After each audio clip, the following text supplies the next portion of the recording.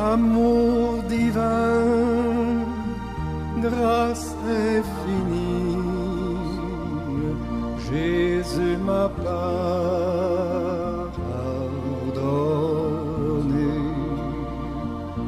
Et gloire, amour, bonheur et vie, Jésus m'a tout donné. Jésus m'a tout donné.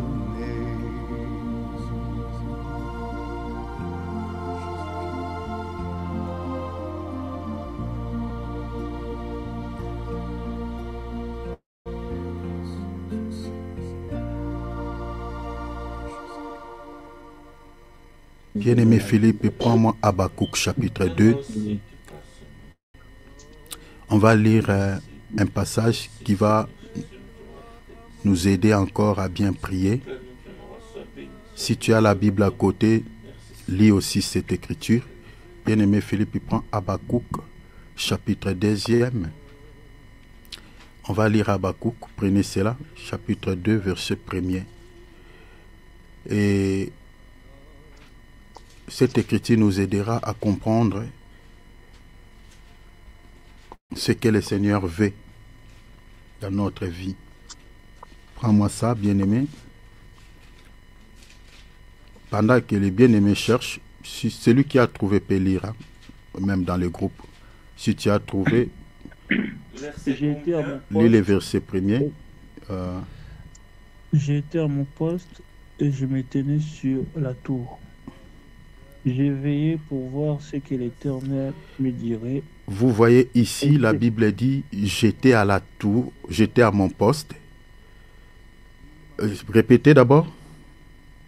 J'étais à mon poste. J'étais à mon poste. Et je m'étais sur la tour. Je me tenais sur la tour. J'étais à mon poste et je me tenais sur la tour. Regarde ici. Bien-aimés, suivez bien cette petite exhortation qui nous aidera à bien prier. Habakkuk, c'est l'image aussi de tous les chrétiens, c'est l'image de toi et moi. Mais il s'est trouvé où? Il s'est retrouvé sur son poste et sur la tour. La tour, c'est une petite maison à l'auteur. Vous voyez, c'est une maison en hauteur, donc c'est comme, vous voyez, comme des militaires, vous voyez, comme ils se positionnent dans des frontières, dans des petites maisons en hauteur, vous comprenez, ça se ressemble à ça.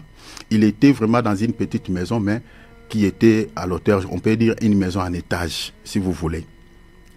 Et vous savez qu'une personne qui est sur une maison en étage, hein, dans une maison en étage, il a la capacité d'observer et de voir ce qui se passe de près ou de loin.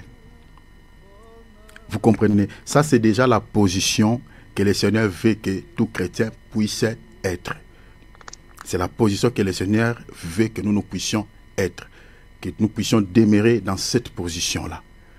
Pas sur la terre, mais que nous puissions rester dans les hauteurs. Pourquoi? Parce que celui qui est dans une maison en hauteur a le pouvoir, a la capacité de voir ce qui se passe de près et ce qui se passe de loin.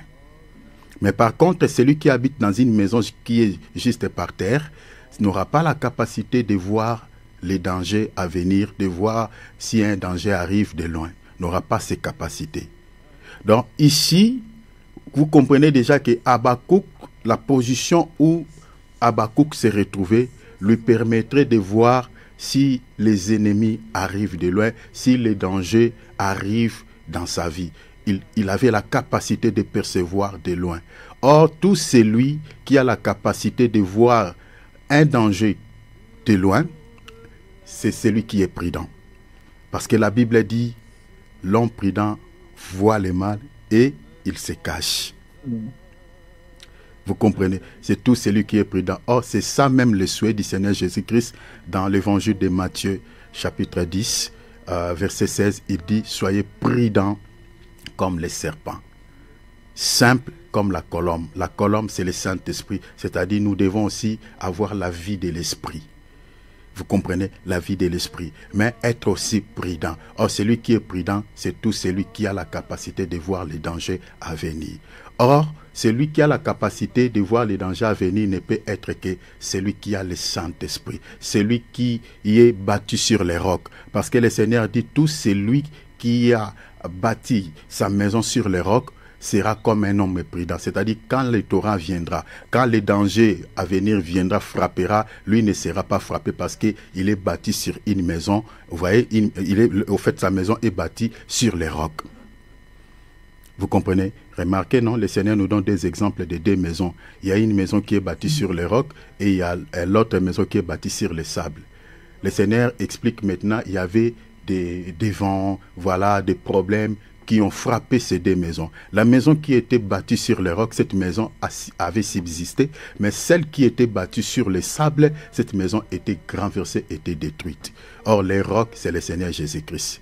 Parce que cette maison, même si vous jetez des bombes atomiques, même si vous tirez dessus, cette maison ne sera jamais détruite, ne sera jamais renversée, parce que c'est une maison qui est bâtie sur les rocs. Parce que les rocs ici, c'est l'image du Seigneur Jésus-Christ. Vous comprenez? Parce que personne ne peut détruire l'église du Seigneur Jésus-Christ qui est moi et toi aujourd'hui. Même si le diable s'acharne comment, même si tous les démons se liguent avec les sorciers et les occultistes pour pouvoir détruire l'église, ne pourront pas parce que l'église est bâtie sur les rocs qui est Jésus-Christ. Or, la Bible dit, une maison qui est bâtie sur les rocs, cette maison-là, ce n'est pas la maison, on ne parle pas de la maison physique, mais on parle des hommes, c'est-à-dire moi et toi. Et cette personne-là, c'est quelqu'un qui est prudent. Vous comprenez? C'est ça la position de notre bien-aimé Habakkuk. Était sur la tour. Cette maison qui était à l'autel, cette maison lui permettrait de voir les dangers à venir. Or, les dangers qui frappera, qui arrive, qui va frapper ce monde, n'est pas si autre personne, n'est pas si autre chose, si ce n'est que le jugement de Dieu. Mais ceux qui ont bâti des maisons sur les sables ne peuvent pas voir ces dangers. Et il y a certains chrétiens aussi qui ne sont plus dans la position qu'on retrouve notre bien-aimé Habakkuk. Habakkuk, c'est l'image des chrétiens, des vrais chrétiens. La question est celle de savoir, est-ce que tu te retrouves dans une maison en hauteur ou dans une maison qui est par terre ou bâtie sur les sables, si vous voulez. C'est ça la question qu'il faut se poser. Il était sur son poste. Continuez, et puis on dit quoi? J'aimerais bien aimer David, que le bien-aimé Philippe puisse lire, parce que ici, il a le micro, donc je peux bien entendre, s'il te plaît, mon frère. Allez-y, continuez. Je veillais pour voir ce que l'Éternel me dirait. Il dit, je veillais pour voir ce que l'Éternel me dirait. J'ai veillé, je répète, pour voir ce que l'Éternel me dirait. Si vous lisez les évangiles, plusieurs fois, le Seigneur nous recommande d'être des sentinelles. Vous voyez la position d'Habakkuk, il était une sentinelle. Parce que celui qui veille, c'est une sentinelle. Parce qu'une sentinelle ne dort pas. C'est ça ce que le Seigneur dit dans le livre d'Ésaïe. Sentinelle, que dis-tu de la nuit? Vous voyez, l'église l'église est née pendant la nuit, au milieu de la nuit. Est né au milieu de la nuit. Maintenant, tout celui qui est membre de l'église doit être une sentinelle. Le Seigneur nous recommande de veiller. Il dit, veillez afin que vous ne tombiez pas dans la tentation. Il dit, veillez et priez afin que vous ayez de la force et de paraître debout lors de l'avènement du Seigneur Jésus-Christ. Donc si on ne veille pas, c'est compliqué de rester debout jusqu'à l'enlèvement. Habakkuk veillait et il était là en train de veiller. Pourquoi? Pour entendre les ordres de Dieu, ce que le Seigneur lui dira. Chers enfants de Dieu, beaucoup de chrétiens n'écoutent plus Dieu. Pourquoi? Parce qu'ils tombent dans la somnolence, ils sont dans les sommeils spirituels, ils dorment profondément. Tout celui qui est tombé dans les sommeils spirituels ne peut plus écouter Dieu. Vous avez vu ça, hein? Est-ce que toi tu n'es pas tombé dans les sommeils spirituels? Est-ce que tu veilles? Parce que celui qui veille, c'est celui-là qui va écouter Dieu, qui entendra quand Dieu parlera. Mais si tu ne veilles pas, tu es tombé déjà dans l'assoupissement des sommeils. L'assoupissement des sommeils ici, quand tu ne pries plus, quand tu ne jeûnes plus, quand tu ne médites plus la parole, tu te laisses trop sur Internet, tu te laisses trop en train de regarder des séries télévisées, tout le temps sur Facebook, tout le temps sur YouTube, tout le temps sur TikTok, tout le temps sur Instagram. Ce sont ces choses-là, quand tu restes dans cet environnement, ça va créer dans ton âme une sorte de la lourdeur, une sorte de pesanteur. Tu te donnes trop à ton travail, tu ne pries plus. Il y a des faux raisonnements dans l'esprit que voilà, le Seigneur va me comprendre. Oui, le Seigneur va te comprendre, sauf que ta vie spirituelle va être tuée. Il va bien te comprendre. Elle te comprendra. Ta vie spirituelle est en train d'être tuée. Le Seigneur dit, ok, c'est bon. Je te comprends, mon fils. Je te comprends, ma fille. Mais sauf que tu partiras en enfer. En amour, Dieu va conduire certaines âmes en enfer. En amour. Parce que si Dieu ne frappe pas, ne juge pas, c'est qu'il n'est pas un père. Un vrai papa, il châtie ce qu'il aime. Dieu punira certaines personnes en enfer en amour. Parce que le châtiment ici, c'est l'enfer. Il châtie ce qu'il aime. Arrêtez de donner tout le temps des excuses à Dieu. Oui, parce que j'ai travaillé beaucoup. Parce que j'ai ceci, j'ai cela. Tu es en train de détruire ta foi. Tu es en train de détruire ta vie de prière. Tu vas tomber dans la somnolence. Tu vas tomber dans l'assoupissement des sommeils. Et remarquez, le diable sème où? Là où il y a le sommeil. Rappelez-vous, non, de la parabole des livrets. Pendant que les gens dormaient, la Bible dit quoi? Il est venu s'aimer. Il n'a pas s'aimé pendant que les gens veillaient. Un chrétien qui veille, un chrétien qui a la vie de prière, le diable ne peut pas s'aimer des soucis dans sa vie. Il ne pourra pas. Il sème là où il y a le sommeil. Des fois, nous sommes surpris. Nous sommes déjà touchés par l'ennemi. Aujourd'hui, tel que nous sommes réunis là, qui peut me dire que c'est une frère avant qu'on se réunisse, le Seigneur m'a dit ceci, le Seigneur m'a dit cela. Le Seigneur est venu dans une vision. J'ai vu un ange de Dieu. Il n'y a plus ce genre de choses. Mais moi, je me rappelle, quand nous nous sommes convertis, il y avait ça. Mais aujourd'hui, il n'y en a plus. Et c'est ce qui approuve à suffisamment que beaucoup de chrétiens dorment, sont dans le sommeil. Mais que dit l'apôtre Paul? Réveille-toi, toi qui dors. Parmi les païens, Christ t'éclairera. Parmi les morts. Parce que les morts, c'est les païens. Les païens ne prient pas. Il dort comme ça, il se réveille, il ne prie pas, il ne donne pas gloire à Dieu. Il mange sans prier, il voyage sans prier. Mais la Bible nous recommande de ne pas se conformer aux païens. Réveille-toi, toi qui dors parmi les morts. Réveille-toi, toi qui dors parmi les païens. Toi, tu es enfant de Dieu. Veille. Veille. Afin d'écouter Dieu. Afin d'entendre les ordres de Dieu. Le Seigneur peut te dire, mon fils, attention. Regarde, il y a un danger. Regarde là. Mais si tu es tombé dans les sommets spirituels, la mort qui veut frapper dans votre vie, le danger qui veut frapper dans votre vie, comment tu sauras? Comment tu sauras? Des fois on dit, Seigneur, pourquoi tu as permis? Des fois on se pose la question, Seigneur, Seigneur, Seigneur. On pleure, on s'inquiète. Mais si on était comme Habakkuk, le Seigneur pouvait peut-être nous avertir. Répétez cela. Il dit quoi?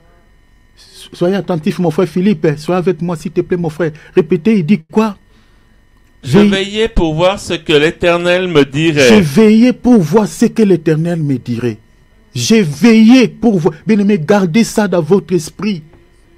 Si tu veux écouter Dieu, si tu veux entendre Dieu, si tu veux que Dieu te parle, parce que nous aimons utiliser Jérémie 33, 3, invoque-moi, je te répondrai, et je t'annoncerai des choses cachées. Oui, il est bien dit, il faut invoquer Dieu, il faut rester toujours vigilant, il faut rester toujours comme une sentinelle, il faut rester toujours en train de veiller pour écouter Dieu, pour entendre la voix de Dieu. Continue après, il dit quoi? Un petit détail. Est-ce que je répliquerai après ma plainte? Ok, continuez. L'Éternel m'adressa la parole et il me dit. Voilà. Et il dit. Il dit. Écris la prophétie. Écris la prophétie. Grave-la sur des tables. Grave-la sur les tables. Les tables ici peuvent expliquer aussi les cœurs. Et puis. afin qu'on la lise couramment. Afin qu'on la lise couramment. Il y a beaucoup de choses à expliquer ici. Continuez. Car c'est une prophétie dont le temps est déjà fixé. Les prophéties, c'est les prophéties dont le temps est déjà fixé. Les prophéties qui caractérisent les retours du Seigneur Jésus-Christ, c'est une prophétie dont le temps est déjà fixé. Amen, amen. Amen. Les prophéties qui caractérisent le retour du Seigneur Jésus-Christ, c'est une prophétie dont le temps est déjà fixé. Les signes sont palpables. Les signes sont là. Les signes sont là. Les prophéties qui caractérisent le retour, je répète, alléluia, qui caractérisent la venue du Seigneur Jésus-Christ, c'est une prophétie dont le temps est déjà fixé par les pères. Répétez, continuez, il dit, il y a un petit détail. Alléluia. Elle marche vers son terme. Cette prophétie qui annonce le retour du Seigneur Jésus-Christ est en train d'aller vers son terme. Et elle ne mentira pas. Cette prophétie ne mentira jamais. Jésus revient très bientôt et cela va s'accomplir. Et cela va s'accomplir très bientôt. Si tu ne veux pas rater l'enlèvement, la position que le Seigneur te demande, restez comme Habakkuk sur ton poste et restez dans une maison en étage, dans une maison à l'auteur, pour que tu puisses voir les signes qui caractérisent le retour du Seigneur Jésus-Christ. Parce que si tu es dans une maison qui est par terre, une maison qui n'est pas en hauteur, tu ne pourras pas voir, remarquer les signes qui annoncent le retour du Seigneur Jésus-Christ. Beaucoup de chrétiens n'ont pas cette capacité de pouvoir comprendre que le temps sur lequel nous sommes en train de traverser touche déjà à sa fin. La prophétie qui caractérise la venue du Seigneur Jésus-Christ, cette prophétie est en train d'aller vers son terme. Cette prophétie est en train d'aller vers son accomplissement. Beaucoup de chrétiens sont dans les sommets spirituels. Ne veille plus.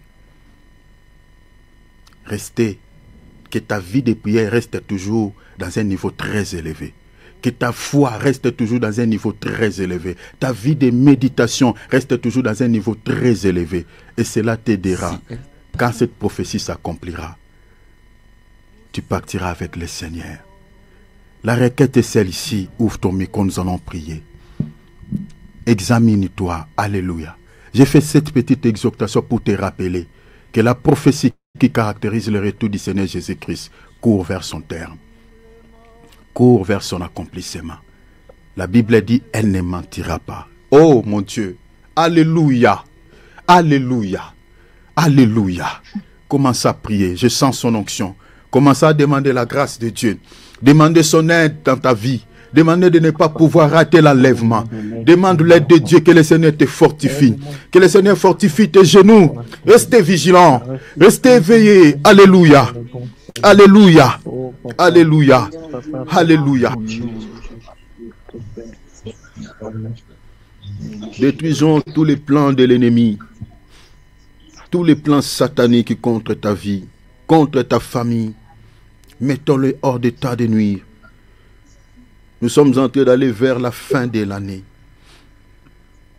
Comme on avait vu hier, le diable, il a aussi des desseins.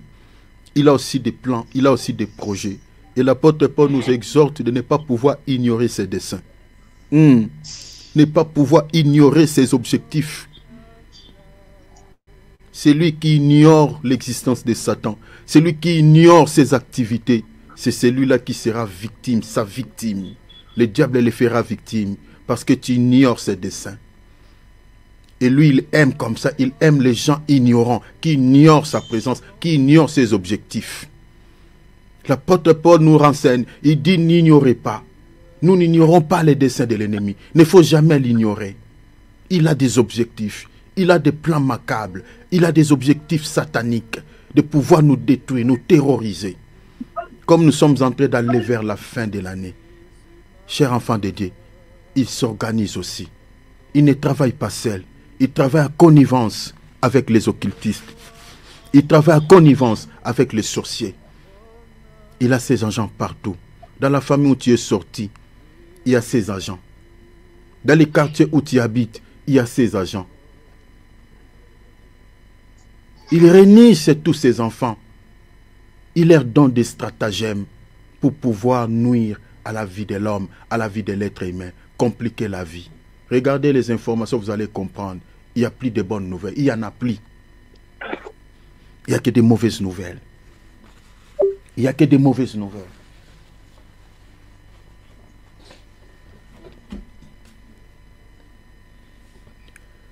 Mettons hors d'état de nuire tous ces plans, les 4 mois qui nous restent, le mois fini aujourd'hui, et le mois d'août fini aujourd'hui. Nous entrons au mois de septembre. Il ne nous reste que 4 mois pour que l'année finisse. Tous les plans de l'ennemi contre ta vie, contre tes projets, au mois de septembre, au mois d'octobre, au mois de novembre, au mois de décembre, renverse-les et demande la grâce de Dieu t'accompagner tous ces 4 mois. Et demande au Père, je n'attends rien de la part de l'ennemi. Je sais que dans ma famille, il y a ces agents. Mais Seigneur, sépare-moi avec eux comme tu avais séparé au commencement la lumière et les ténèbres. La Bible dit Dieu sépara la lumière et les ténèbres. Il dit pas de cohabitation. Que ces gens-là, avec tous leurs projets, avec toutes leurs missions, que le Seigneur te sépare avec eux. Qu'il te sépare avec eux. Toi, tu es enfant de Dieu, enfant de la lumière. Et ils sont dans les ténèbres qui n'entrent pas dans ton camp. Avec leurs plans, avec leurs objectifs, qu'ils restent dans leur côté. Qu'ils ne traversent pas la ligne. Qu'ils ne traversent pas. Demande à Dieu, Seigneur, sépare-moi. Je suis la lumière. Je suis le fils de la lumière. Et ils sont dans les ténèbres. Qu'ils n'atteignent pas ma vie. Protège ma vie. Protège ma femme. Protège mon mari, protège mes enfants, protège mes projets. Seigneur, ces 4 mois, je vais finir l'année dans la paix. Prions, mettons hors d'état de nuire, renversons. S'il vous plaît, prions, élevons nos voix, alléluia. Notre Dieu.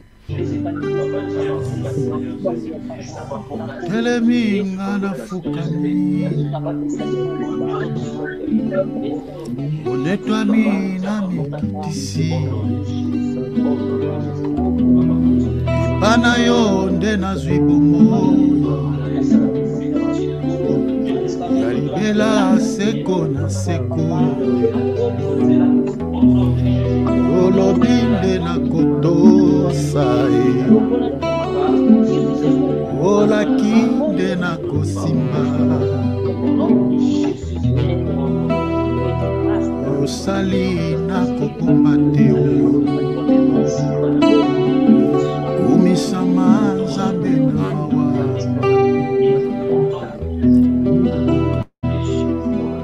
Tatoli lelo na bomoi nanga Yesu nde mokonzi Tatoli lelo na bomoi nanga Yesu nde mokonzi Ofana na motema nanga na esika ebulisama Ipai ozanga pe nazala Yanga na yo ekosila te Moninga nanga ya tango nyonso Ngolunga nazwa ndeko yeba yo Yonde osengela ponanga Yesu yaya zamalamu Tatoli lelo na bomoi nanga Yesu nde mokonzi Atatola yo lelo yo na motema nanga Yesu nde mokonzi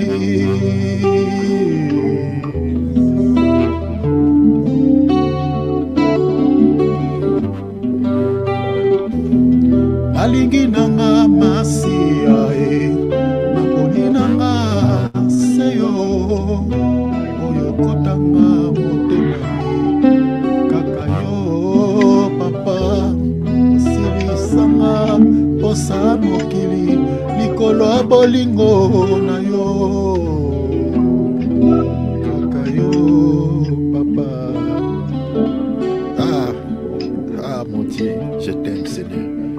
Yeshua Kakayo Mwana na Nzambe Masia Nanga. Acclamons le roi des rois. Alléluia. Donnons-lui gloire. Examinons toutes choses à la lumière des Écritures. Voilà, aimer la connaissance. Si tu veux être disciple de Christ, il faut être enseigné, accepter d'être enseigné. Parce que c'est ça la recommandation du Seigneur aux apôtres. Hein? Donc, tout vrai ministre de Dieu mandaté par le Seigneur connaît cette mission. La mission primordiale de l'Église, ce n'est pas d'abord exhorter, mais c'est de faire toutes les nations des disciples de Christ. Et pour former un disciple, ce n'est pas par une exhortation, ce n'est pas par une prédication, c'est par l'enseignement. Le Seigneur a dit dans Matthieu 28, 19 ou 20, il dit « Enseignez-les ». L'enseignement. L'enseignement, c'est-à-dire qu'il faut entrer dans la profondeur. Voilà, il faut dans la profondeur. Nous sommes dans les études, on est en train d'étudier, on est dans la profondeur. Gloire à Dieu. Plaise à Dieu, je crois qu'on donnera vraiment des enseignements qu'il faut ici, mais allons mollo par la grâce de Dieu. Comme je nous avais dit, les thèmes que nous sommes entrés, les sous-thèmes que nous sommes entrés d'aborder, c'est le Seigneur qui m'avait donné cela dans une vision. Pendant que je priais, j'ai demandé au Seigneur, parce que j'étais en train de préparer autre chose. Mais la nuit, quand je priais le Seigneur, j'ai dit, Seigneur, si tu veux que je partage sur ces thèmes, dis-moi. Si tu ne veux pas, dis-moi aussi. Donnez-moi un autre sujet que je dois partager avec mes bien-aimés. Toute la semaine, j'avais préparé autre chose. Mais la nuit, le Seigneur m'a donné ces sous-thèmes que nous sommes en train d'aborder sur l'obéissance à Dieu. Le Seigneur me dit parler sur l'obéissance. Et quand Dieu dit quelque chose, il sait pourquoi il le dit. Parce que c'est qu'il y a beaucoup de chrétiens n'obéissent pas à Dieu. Je crois. Parce que c'est ça, au fait, le message que Dieu m'a donné, sans me dire que vous ne respectez pas ma parole. Vous êtes devenus comme des auditeurs oubliés. Le Seigneur n'a pas dit ça. Mais en me donnant ce sujet, c'est ça, au fait, ce qu'il veut dire. On ne respecte pas la parole de Dieu. On n'obéit pas à Dieu. Il y a des chrétiens qui s'habituent avec Dieu. Ils prennent Dieu comme un vieux papa qui a tellement de cheveux blancs. Il est tellement vieux, il n'a plus de force. Il ne peut plus frapper, il ne peut plus agir. Il ne parle pas bien. Non, Dieu, il est l'Éternel. Je ne dirais même pas qu'il est jeune. Tel qu'il était dans les commencements, tel qu'il est jusqu'aujourd'hui. Il a toutes ses énergies. De la même manière, il avait frappé dans les temps passés, de la même manière, il peut agir aujourd'hui. Comme il avait brûlé Sodome et Gomorrhe, il peut le faire avec ce monde. Il peut le faire. Mais sauf que nous sommes dans une dispensation qu'on appelle la dispensation de la grâce. C'est pour cela Dieu est devenu comme un vieux, faible, il n'agit pas, les gens font le mal, il y a des scandales dans les églises. Eh bien, voilà. Dieu, il pardonne toujours. Donc le Seigneur m'a donné ces sous-thèmes, ces sujets, pour nous ramener à l'obéissance de sa parole. Chers enfants de Dieu, chers chrétiens, écoute la voix de l'Éternel. Humilie-toi devant Dieu. J'ai toujours dit ici, je ne cesserai de le répondre. Nous ne suivons pas Jésus pour 2 raisons ou 3 raisons. Non, pour une seule raison. Que nous suivons Jésus. Et la raison pour laquelle nous suivons Jésus, ce n'est rien d'autre que pour être un jour auprès de lui, le salut, vivre auprès de lui éternellement. Il n'y en a pas 2, il n'y en a pas 3. Si tu suis Jésus pour les choses de ce monde, cher enfant de Dieu, c'est que tu ne connais pas la raison pour laquelle tu as donné ta vie à Jésus. Un chrétien authentique qui est affirmé, qui est bien enseigné, doit comprendre cela. Nous ne suivons pas Jésus d'abord pour le mariage, pour l'argent, pour le travail, pour les choses de ce monde, loin de là. Parce que si on suit Jésus pour obtenir ces choses, eh bien, dans nos esprits, on n'aura pas la crainte des noms du Seigneur. On sera comme des païens, mais des païens modifiés, des païens un peu chrétiens. On sera des chrétiens charnels, ce que la Bible dit. La raison pour laquelle aujourd'hui nous avons pas mal de chrétiens, c'est-à-dire chrétiens mais qui n'obéissent pas à Dieu, qui n'ont pas la vie de l'esprit, qui ne mettent pas la parole de Dieu en pratique. Parce que si tu suis Jésus pour les choses de ce monde, cher enfant de Dieu, ton âme ne se convertira jamais au Seigneur. Parce que quand tu auras les mariages, quand tu auras de l'argent, quand tu auras toutes ces choses, et après ton cœur restera toujours païen. Parce que tu suivais Jésus pour obtenir ce qui est matériel, ce qui est physique. La raison pour laquelle vous remarquerez chez les faux prophètes, comme ils sont mandatés par l'ennemi pour conduire les âmes en enfer, ils ne prêchent jamais un évangile qui cible l'âme. C'est pour cette raison. Ils prêchent un évangile à caractère de la terre, lié aux choses de ce monde.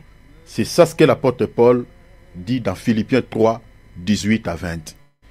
Il dit, ces gens-là sont ennemis de la croix de Christ. Ils ne pensent qu'aux choses de la terre. Ils vous prêchent qu'un évangile à caractère terrestre. Mariage, l'argent, voilà, tout ce qui est lié à la terre.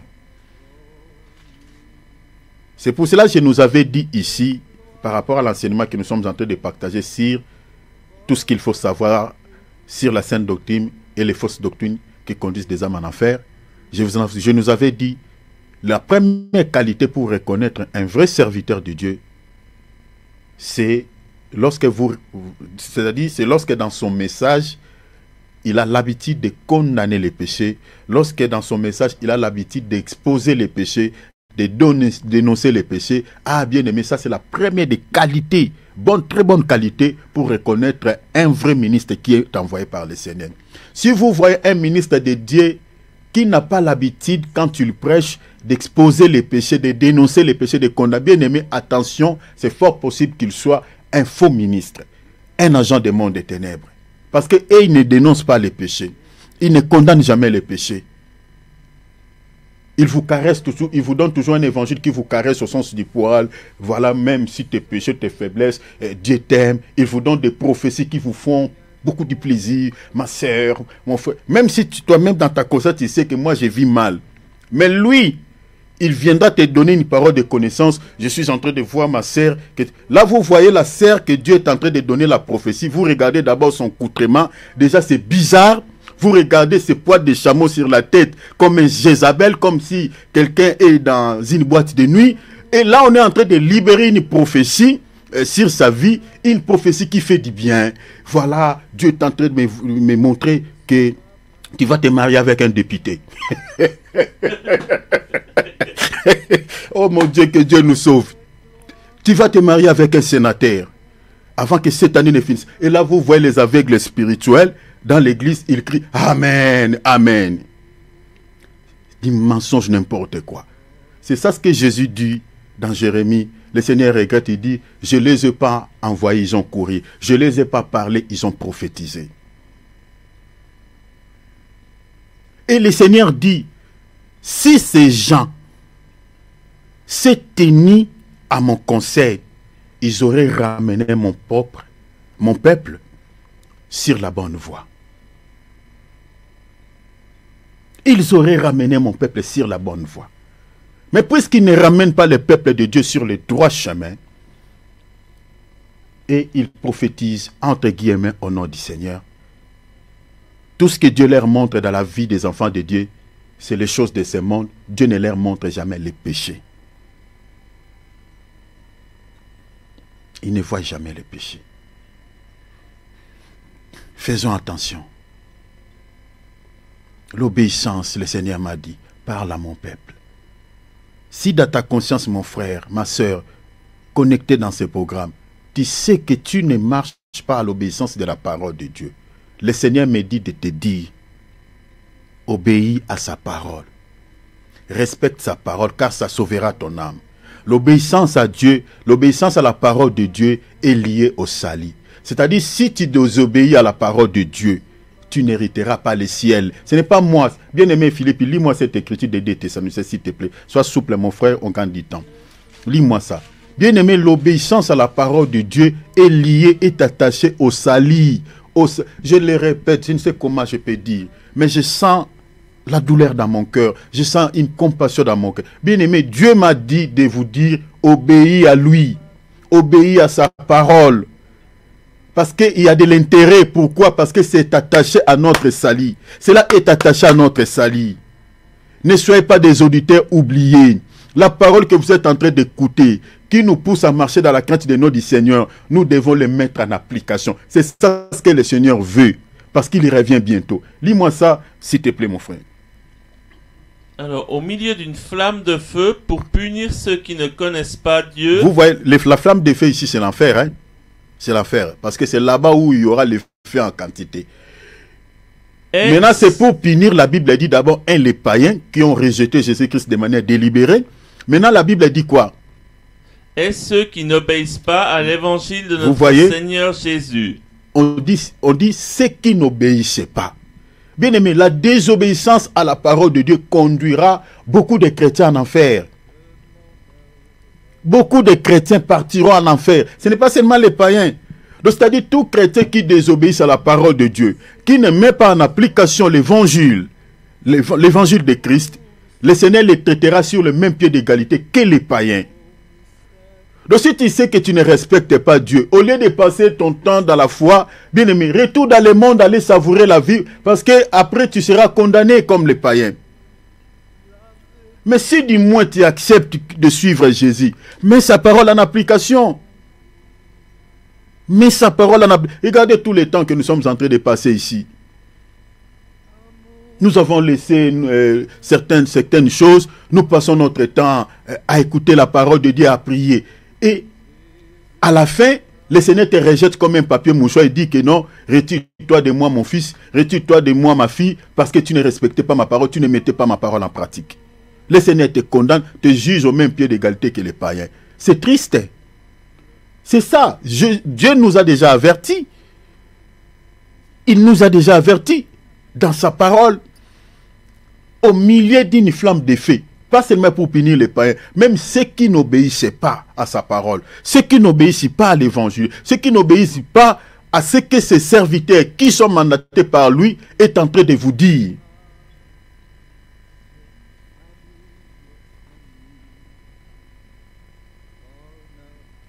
Je pensais parler autre chose. Le Seigneur me dit, laisse ça. L'obéissance à Dieu. Je vous dis devant le Seigneur, je ne vous mens pas, je vous jure devant le Seigneur. J'ai préparé, mon frère Philippe, je lui avais dit, j'avais parlé aussi à l'homme de Dieu Alex, j'avais parlé également à David.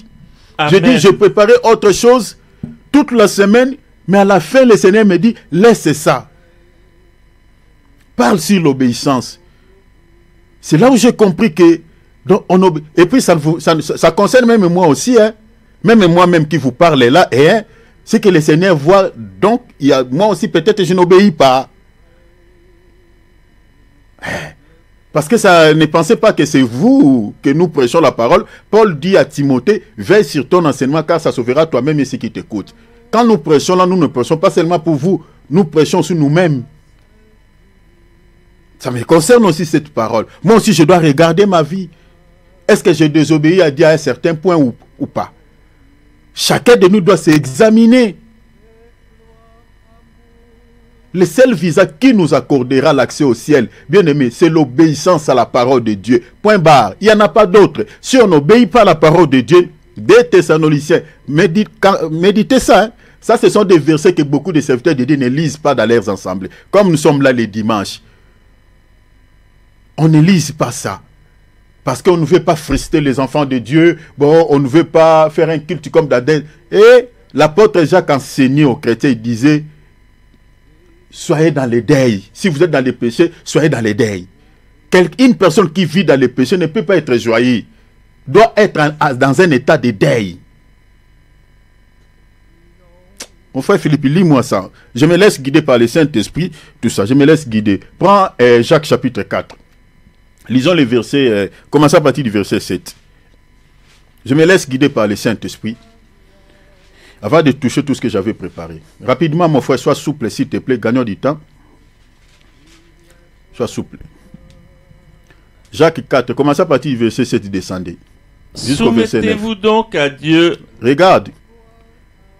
Résistez résister au Pourquoi la diable. Bible nous dit soumettons-nous donc à Dieu?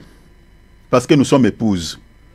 Parce que la soumission, selon la Bible, on la demande à la femme d'être soumise à qui? À son mari. Vous voyez? Ici, toutes les sœurs qui ne se soumettent pas à leur mari sont des rebelles. Permettez-moi de le dire. Vous désobéissez non seulement à vos maris, mais même à Dieu, à votre Créateur. Je l'ai dit, c'est la vérité que beaucoup des hommes de Dieu cachent à nos sœurs. Nous avons des sœurs qui écoutent la parole, mais on dirait qu'ils n'écoutent pas, on dirait qu'ils n'ont pas des oreilles. Si dans un foyer, on ne connaît plus qui est l'homme, on ne connaît plus qui est la femme, c'est du désordre. Pour qu'il y ait de l'ordre dans tous les couples, Dieu il a établi des choses, il a mis chacune des personnes dans sa position. Toi tu es l'homme, toi tu es le chef. Toi tu es la femme, tu es sa subalterne. C'est comme ça que Dieu a fait les choses. Mais aujourd'hui, surtout en Europe, n'en parlons pas. On ne connaît plus qui est mari, on ne connaît plus qui est la femme. La position de la femme dans la Bible, selon la parole de Dieu, c'est la soumission. Et toutes les femmes chrétiennes qui ne respectent pas cela, la porte du ciel est fermée. Je vous dis la vérité, ce n'est pas moi, c'est la parole. Parce qu'on ne désobéit pas seulement à... Vous ne désobéissez pas seulement à vos maris, mais vous désobéissez également au commandement du Seigneur. Et toute désobéissance à la parole de Dieu, c'est condamnable. Maintenant, nous sommes épouses. C'était une parenthèse que j'ouvre, je referme. Nous sommes épouses de Jésus-Christ. Nous sommes aussi sa femme. Et l'apôtre Jacques dit quoi? Nous devons respecter la soumission. La soumission ici, ce n'est pas écraser ta femme. Non, ce n'est pas ça. C'est le respect. C'est la considération. C'est ça, en fait. Cela ne dit pas, voilà, parce que certains hommes, ils vont prendre cela et dire, bon, tu entends, hein, tu vois ce que le serviteur de Dieu dit, là, tu dois être soumise. Tout. Non, la soumission, ne prenez pas ça selon la définition de l'encyclopédie. Non, non, non, non. Lisez Éphésiens chapitre 5, lisez à partir du verset, je crois, 22, à partir du verset 29-30, c'est le respect, l'apôtre Paul dit. Tu dois respecter ton mari. C'est ça, en fait, l'essence de cette soumission selon la Bible. Le respect ou l'obéissance. Ce n'est pas il faut écraser parce que tout ça. Non, c'est pas ça. Parce que si tu ne respectes pas aussi la parole, toi aussi Dieu te condamnera l'homme. Donc, vous voyez ici, l'apôtre Jacques nous dit d'être soumis à Dieu. Soumettez-vous donc à Dieu. La raison pour laquelle il dit cela, regarde, la suite, il dit quoi? Allez-y mon frère Philippe, soyons des... Résistez au diable et il fuira loin de vous. Donc cette soumission nous permettra de résister à Satan. En fait, c'est ça l'idée. Bien aimé, quand on lit la Bible, il faut veiller. Parce que si tu lis littéralement, il dit soumettez-vous donc à Dieu et résistez au diable. Et puis tu passes. Pourquoi l'apôtre Jacques commence d'abord par la soumission? Après, il dit résistez au diable. En d'autres termes, tout chrétien qui ne se soumet pas à Dieu, qui n'est pas soumis au Seigneur, ne peut pas résister à Satan. En fait, c'est ça la pensée. Pourquoi aujourd'hui nous échouons dans les combats spirituels? Pourquoi aujourd'hui nous ne parvenons pas à vaincre certains sorciers dans nos familles? Vous voyez un chrétien qui dort la nuit, tout ça, un petit sorcier de leur famille vient l'étrangler les coups. Parce que nous sommes faibles sur le plan spirituel, parce qu'on ne se soumet pas à Dieu. Quand on ne respecte pas Dieu, quand on ne se soumet pas à Dieu, eh bien sur le plan spirituel, dans les combats spirituels, on ne pourra pas résister à Satan. On ne pourra pas.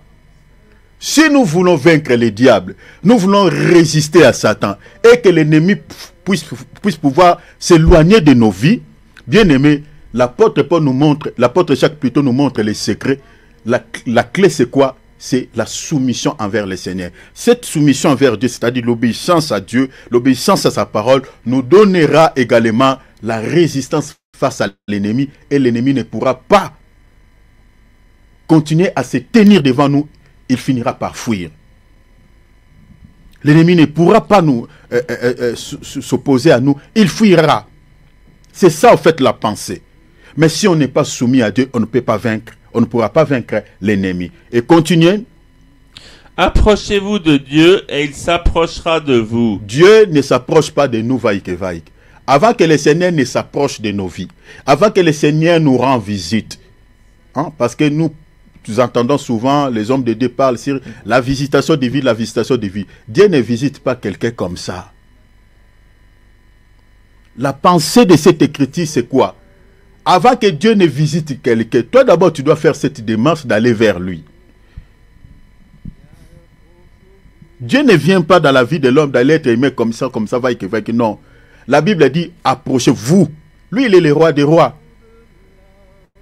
Ce n'est pas Dieu qui a besoin de nous, c'est nous qui avons besoin de Dieu. C'est comme l'eau et les poissons. Ce n'est pas l'eau qui a besoin des poissons, c'est les poissons qui a besoin de l'eau pour vivre. C'est comme les arbres et la terre. La terre peut rester même sans arbres, parce que nous avons des terres désertiques où il n'y a rien. Mais cette terre-là subsiste et continue à vivre. Mais aucun arbre ne peut subsister sans la terre. Donc Dieu est comme la terre. Nous sommes comme des arbres. C'est nous qui avons besoin de lui. Dieu est comme l'eau. Nous sommes comme des poissons. C'est nous qui avons besoin de vivre dans l'eau pour vivre, pour avoir la vie. Donc c'est nous qui devons aller vers lui. C'est ça la pensée. Si nous voulons avoir la vie, nous voulons être libérés dans certains soucis qui nous compliquent un peu la vie, nous devons faire cette démarche d'aller vers Dieu. Et c'est ainsi, Dieu aussi se rapprochera de nous. Mon frère, ma soeur, toi tu cherches la délivrance dans un domaine quelconque. Tu cherches la visitation divine dans ta vie, sur un domaine quelconque, un domaine donné. Regardez ce que l'apôtre Jacques nous enseigne. Il dit, tu dois faire cette démarche d'aller vers Dieu, de se rapprocher de lui. Se rapprocher de lui via la prière. Se rapprocher de Dieu via les jeûnes. Se rapprocher de Dieu via la méditation de la parole. Tu dois se rapprocher de Dieu de cette manière. Continuez, et puis il dit quoi? Nettoyez vos mains, pécheurs. Regarde maintenant, c'est ça qui m'intéresse. Il dit, nettoyez vos mains, pécheurs. Purifiez vos cœurs, hommes irrésolus. Un chrétien qui a un mauvais cœur n'héritera jamais le ciel. Parce que dans Matthieu chapitre 5, le Seigneur dit, heureux ceux qui ont le cœur pur, car ils verront le Seigneur. Le royaume des cieux est à eux. Un cœur qui n'est pas lavé, un cœur qui n'est pas purifié, c'est un cœur mauvais aux yeux de Dieu. C'est un cœur qui est mauvais aux yeux de Dieu, qui sent mauvais aux yeux de Dieu. Nous avons des chrétiens rancuniers, des chrétiens qui riminent les gens dans leur cœur, qui ont un cœur amertume. Si tu as ces problèmes avec ces chrétiens, c'est compliqué. Bon, je dis chrétiens, mais moi, selon moi, ces genres de personnes ne sont même pas des chrétiens. Comment toi tu peux garder une rancune dans ton cœur contre ton prochain? Tu ne cherches pas à réparer avec ton frère, tu ne cherches pas, à s'arranger. Et je ne sais pas, pendant tout ce temps-là où tu gardes la colère dans ton esprit, tu gardes l'amertume dans ton cœur, maintenant tu ne pries pas. Tu pries comment? Parce que la Bible dit quoi? Si tu veux donner l'offrande à Dieu et que tu te rends compte que tu as un problème avec ton prochain, va régler cela seul à seul. Donc avec ton bien-aimé. Laissez ton offrande, mettez-les à côté. C'est ça en fait ce que la Bible dit. Maintenant toi tu as le problème, parce que ici l'autel, l'offrande, parce qu'on se donne aussi à Dieu, non, comme une offrande. Ne prenez pas seulement ce que tu mets dans les paniers dans l'église, non, c'est pas ça. C'est pas ça seulement. Mais Romains 12 aussi, nous s'offrons à Dieu comme une offrande. Et nous s'offrons à Dieu à quel moment? Quand on prie, quand on jeûne, vous comprenez? Et dans les jeûnes, dans les prières, quand on prie, on s'offre, c'est ça. La prière, c'est un sacrifice. C'est un sacrifice. La raison pour laquelle ce n'est pas facile à certaines personnes de rester longtemps dans la présence de Dieu. Mais maintenant, quand tu te donnes à Dieu, quand tu s'offres comme une offrande à Dieu, si tu te rends compte que tu as d'abord des problèmes avec qui que ce soit, allez chercher à régler avant de s'offrir à Dieu comme une offrande. C'est ça, en fait, la pensée. Toi, tu ne peux pas ruminer les gens, tu ne peux pas garder l'amertume dans ton cœur, tout ça. Continue avant de toucher les sujets que j'ai préparés aujourd'hui. Continue. Sentez votre misère. Vous voyez? Soyez dans le deuil Vous et voyez? dans les larmes. Que Bien votre aimé. rire se chante Attendez, frère en Philippe, larmes. n'allez pas vite, s'il te plaît, mon frère. Allez, mollo. Regardez ici, l'apôtre Jacques, ce qu'il dit. Quand tu vis dans les péchés, tu dois te comporter comme quelqu'un qui a perdu un être cher. Parce que ce qui t'attend demain, ce n'est pas quelque chose de joli. Bien aimé, de telles vérités, ça c'est Jacques qui prêche. Hein. Posez-vous la question, pourquoi les hommes de Dieu que nous avons aujourd'hui nous cachent de telles vérités? Parce que si tu regardes le comportement des enfants de Dieu que nous avons aujourd'hui, c'est compliqué. C'est compliqué. Nos tenues, nos langages, notre manière de vivre, c'est compliqué. Le monde est entré dans l'église, l'église dans le monde, comme le bien-aimé Patrice avait chanté. Je cherchais le monde, je l'ai trouvé dans l'église, l'église dans le monde, confusion. Confusion. Bien-aimé, si tu vis dans les péchés, tu ne peux pas te sentir en paix dans ton cœur. Tu ne peux pas te sentir joyeux dans ton cœur. Tu dois te sentir comme quelqu'un qui a perdu un être cher. Tu dois te sentir dans le deuil. Parce que il y a quelque chose de malheur qui t'attend demain. C'est ça la pensée de l'apôtre Jacques. Soyez dans les larmes, il faut pleurer. Pleurer dans la présence de Dieu. Surtout si tu vis dans des péchés chéris. Il faut vraiment prier Dieu, demander là, parce que ça ne te sauvera pas. Bien aimé, Dieu n'a pas... Vous savez, il y a certains chrétiens qui pensent qu'ils sont comme des David, l'homme selon le cœur de Dieu. Attention, j'avais dit un jour ici, il y a certains chrétiens qui font des péchés, ils pensent que parce qu'il a les dons de chanter pour Dieu, parce qu'il prêche la parole, puisqu'il il fait des évangélisations, il donne à Dieu des offrandes, bon alors, voilà... Toutes ces choses-là vont couvrir ses péchés aux yeux de Dieu. Dieu va dire, bon, quand même, il donne beaucoup des offrandes pour moi. Quand même, il me sert. Il prêche la parole parce qu'il fait ceci. Bien-aimé, détrompe-toi. Détrompe-toi. L'apôtre Paul a dit, j'ai craint après avoir vous prêché la parole que moi-même je sois rejeté. Il y a possibilité, tu as servi, mais tu n'es pas entré au ciel. Hey, Saül est loin de Dieu, il a été rejeté. Ouais. David il dit, Saül était loin de Dieu. Mais Dieu l'avait rejeté à cause de quoi? À cause de la désobéissance à la parole de Dieu. Mieux vaut l'obéissance que les sacrifices. Mieux vaut l'obéissance que les services. Les services que nous rendons à Dieu, tout ça, bien aimé. Le premier appel que nous recevons de la part de Dieu, c'est d'abord l'appel au salut. Ce n'est pas d'abord l'appel au service. Allez évangéliser, chanter pour Dieu, faire les miracles. Tous les services que nous rendons au Seigneur ne sauvera pas nos âmes si nous marchons à la désobéissance de sa parole. L'apôtre Jacques dit, si vous êtes dans les péchés, vous allez se comporter comme quelqu'un qui a perdu un être cher. Vous allez se sentir dans un deuil. Dans un deuil. Pleurer. Aujourd'hui, vous savez, beaucoup de chrétiens pêchent comment? Pêchent sur les réseaux sociaux. Vous voyez cette technologie que nous avons aujourd'hui. Je bénis un homme de Dieu qui a dit, plus la technologie avance, plus beaucoup de chrétiens rateront le ciel. L'évolution de la technologie aujourd'hui est en train de détruire la vie, la spiritualité, commençant par les hommes de Dieu, jusqu'aux fidèles qui nous écoutent sur des chaises. La technologie est en train de détruire la foi de plusieurs chrétiens. Beaucoup de chrétiens pêchent sur les réseaux sociaux. Aujourd'hui, prenons par exemple la sexualité. Oh mon Dieu, longtemps, nous quand on était des petits, dans des cinémas, il y avait des films adultes et des films pour les enfants. Mais toutes ces choses-là, même qui étaient pour les adultes, aujourd'hui, sur nos natels, nous les retrouvons. On a ça sur nos natels, sur nos téléphones. Sur nos téléphones. Et beaucoup de chrétiens tombent dans les péchés. Aujourd'hui, vous n'avez pas à s'inquiéter pour contacter une femme. Peu importe l'endroit où elle peut se retrouver, peu importe le lieu où elle peut se retrouver. Tu peux entrer seulement sur Internet. Vous trouverez, il y a des femmes qui cherchent des hommes. Vous trouverez, il y a des hommes qui cherchent des femmes. Il y a ça.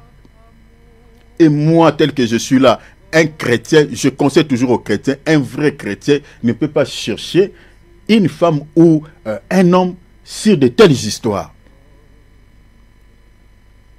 Parce que d'ailleurs, tu ne trouveras jamais un chrétien. Un vrai chrétien authentique, tu ne le trouveras pas. Tu trouveras qu'un païen. Un païen. Que tu ne connais pas son état d'âme.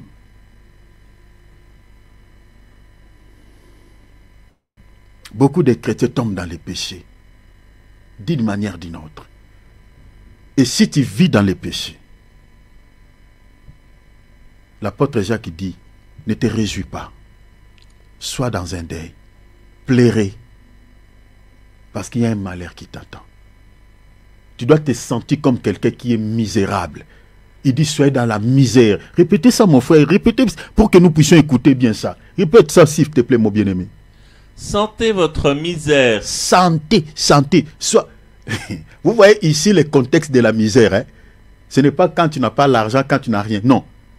Ici, l'apôtre Paul dit, tout celui qui est dans les péchés, c'est un miséré. C'est un misérable. C'est un malheureux.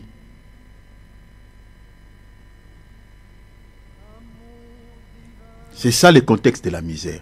Ce n'est pas d'abord quand tu n'as pas l'argent, quand tu n'as pas tout ça. Ça, c'est selon la cyclopédie.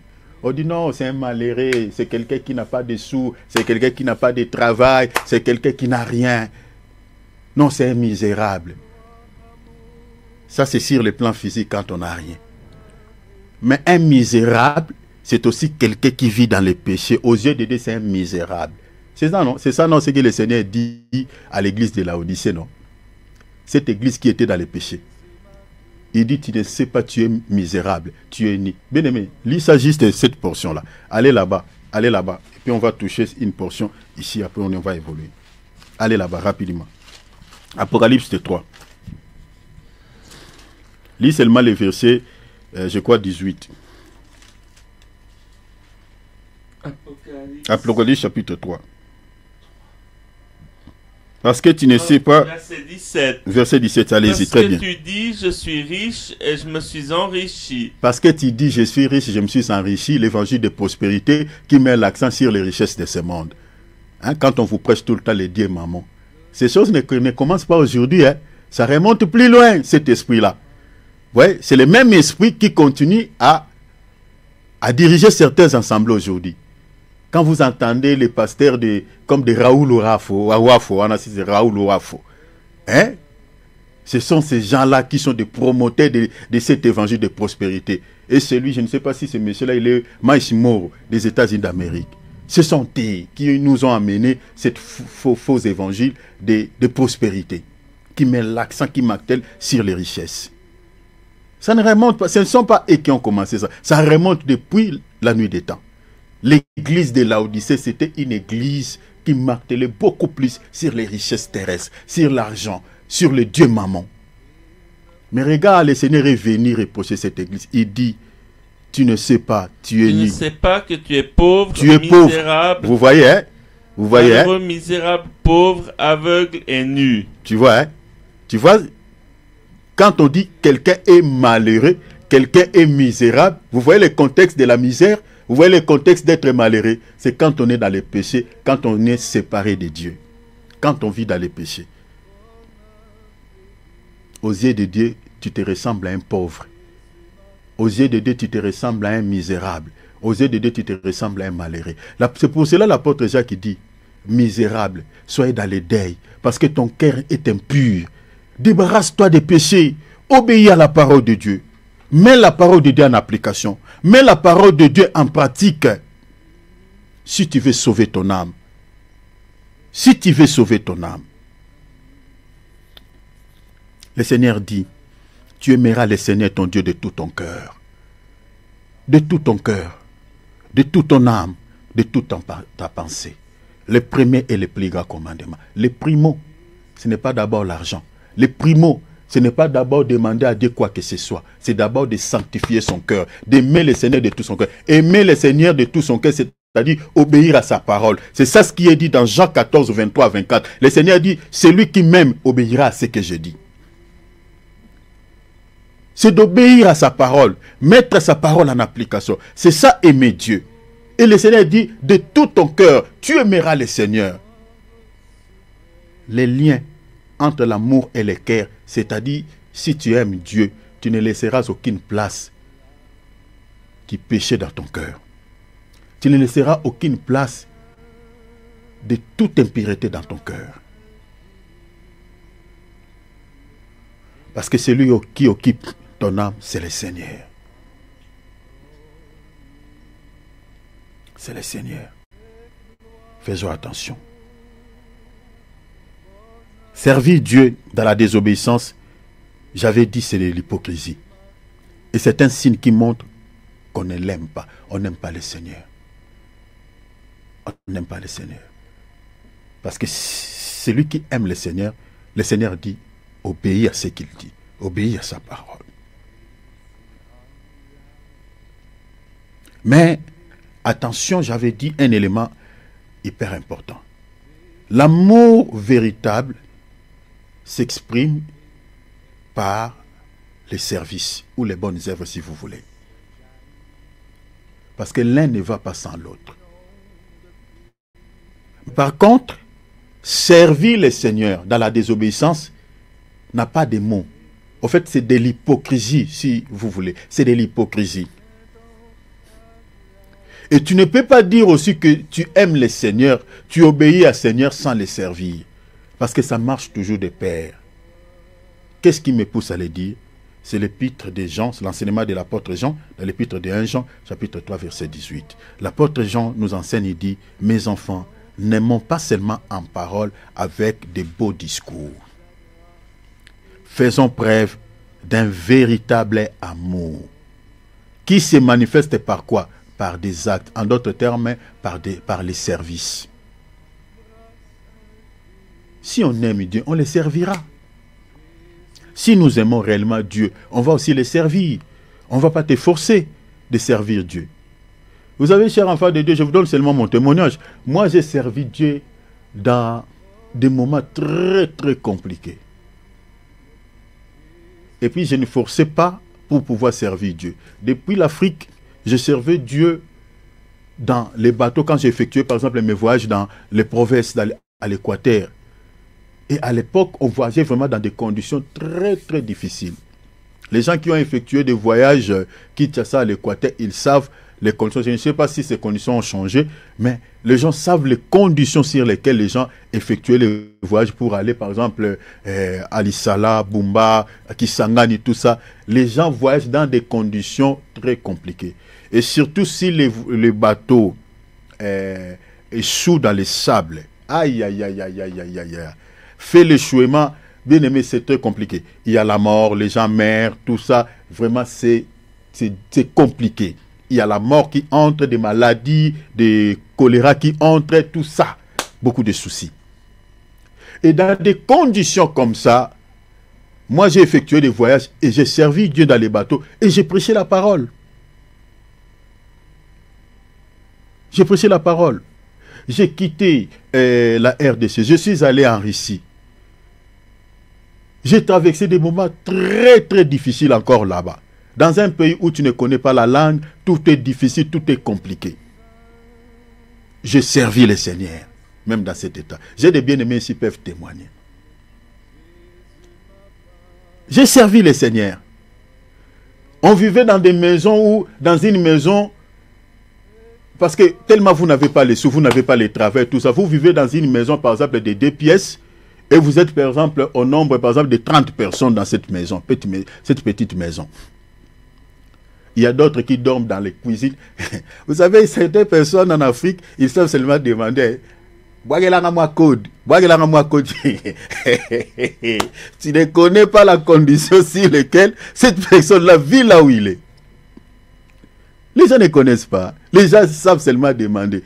Vous savez, même en France, ici, il y a des gens qui dorment à l'extérieur. Il y a des gens comme ça. Beaucoup de gens pensent que l'Europe, c'est ça ce qu'on regarde sur la télé. Voilà, quand on vous montre les images HD de Tour Eiffel. Quand on regarde HD, tout ça. Oh! Mais allez sur place et regardez Tour Eiffel là, allez sur place, allez regarder ça. Vous verrez qu'il y a quelques souris qui passent, tout ça. Vous ne verrez pas cette image que vous voyez à la télé. Et les gens ne vivent pas dans ces endroits-là. Les gens vivent peut-être dans des milieux où vous allez voir, peut-être c'est très compliqué. Nous, on était dans une situation très, très compliquée. Très difficile. Il y avait l'impudicité dans cette maison. Les gens vivaient dans une vie de dérèglement. Voilà. Les dimanches comme ça, vous voyez toutes ces personnes-là qui vivent dans les péchés. Voilà, avec leur Bible sous les aisselles, ils partent à l'église. Ils partent aller prier. Quand ils vont rentrer à la maison, ils laissent la sainteté à la porte. Ils retournent leur manteau du péché. Voilà, ils continuent, ils recommencent à vivre dans les péchés. Et c'est dans des conditions, nous, on a élevé l'étendard, on a élevé le nom de Jésus, on a glorifié Jésus, on a prêché la parole. J'ai des témoins ici, peuvent témoigner cela. C'est ça, aimer Dieu. Peu importe le temps, peu importe les circonstances, vous pouvez traverser dans votre vie. Si vous aimez réellement le Seigneur, vous allez les servir. Peu importe les circonstances.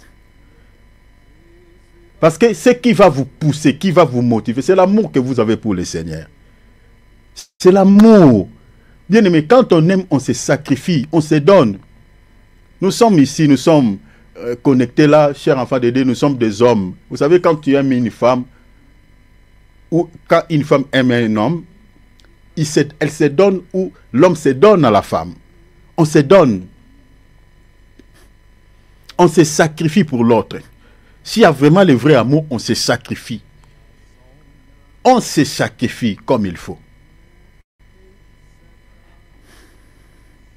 On se sacrifie. Pareil avec le Seigneur. Le Seigneur, pour nous montrer qu'il nous aime, il s'est donné à la mort pour nous. Nous aussi, au retour, nous devons manifester cet amour envers lui. Il nous demande de l'aimer. Il nous recommande de l'aimer. La Bible a dit, tu aimeras le Seigneur. C'est le premier commandement. C'est le premier et le plus grand commandement. C'est le primo. Donc le Seigneur veut être à la première position dans nos cœurs. La première position dans nos cœurs, ce n'est pas d'abord mettre ta femme ou tes enfants ou je ne sais pas quoi que ce soit. La première, dans ton cœur, celui qui doit occuper la première position, c'est d'abord le Seigneur. Le Seigneur a reproché l'église d'Éphèse à cause de cela. Il dit, je connais tes œuvres, je connais tout ce que tu fais pour moi. Mais je te commande, je te reproche parce que tu as abandonné le premier amour. Le premier amour. L'amour pour servir le Seigneur, l'amour pour la prière, l'amour, pour méditer la parole. Cet amour avait disparu dans les cœurs de cette église. Quand on n'a plus l'amour pour servir le Seigneur, quand on n'a plus l'amour de marcher dans la crainte du nom du Seigneur, eh bien, on remplace le Seigneur par autre chose, nous sommes disqualifiés. On ne marche pas à l'obéissance de la parole de Dieu, nous sommes disqualifiés.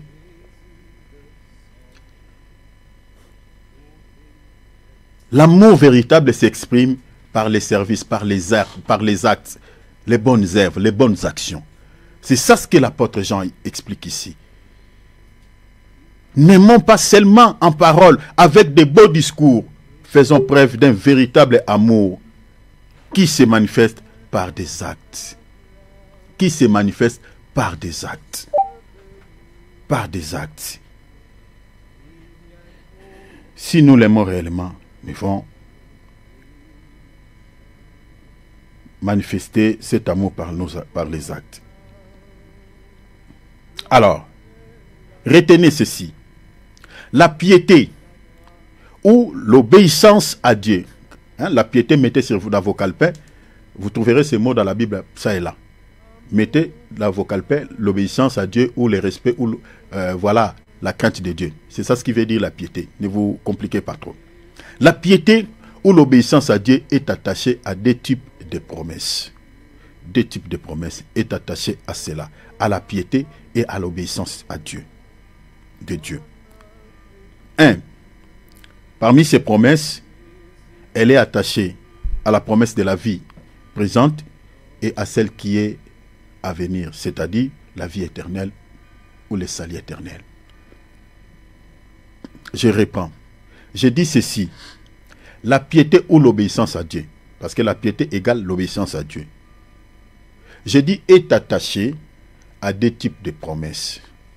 Donc tout celui qui obéit à Dieu, tout celui qui a une vie de piété, doit comprendre que cette obéissance envers le Seigneur, cette vie de piété est liée à ces deux types de promesses, parmi lesquelles nous avons la promesse de la vie présente et celle qui est à venir. Donc l'obéissance à Dieu nous accordera ces deux types de promesses. Sur la terre, le Seigneur se souviendra de nous, et dans les jours à venir, le Seigneur aussi se souviendra de nous. On va lire une écriture. 1 Timothée chapitre 4, verset 8. Je lis dans la traduction Genève 79. Ici, c'est bien expliqué. On dit, exerce-toi à la piété, à l'obéissance. Car l'exercice corporel est utile à peu de choses, tandis que la piété ou l'obéissance à Dieu est utile à tout. Regarde, l'apôtre Paul met 2 points, il dit, elle a la promesse de la vie présente et de celle qui est à venir, c'est-à-dire les salis. Vous voyez, l'obéissance à Dieu, ce qui peut donner comme récompense à une personne. Vous avez vu ça? Cher enfant de Dieu, quand on obéit à Dieu, vous savez, quand Dieu nous demande quelque chose, c'est pour notre intérêt. C'est pour notre bien. C'est pour notre bien. Donc nous avons tout intérêt d'obéir à Dieu, de respecter Dieu. Si dans ta concept, tu sais que tu ne marches pas vraiment dans la crainte de notre Seigneur, tu dois fournir des efforts de marcher dans la crainte de notre Seigneur. Parce qu'il y a des bénéfices. Il y a des récompenses. Parmi lesquelles, la Bible dit quoi?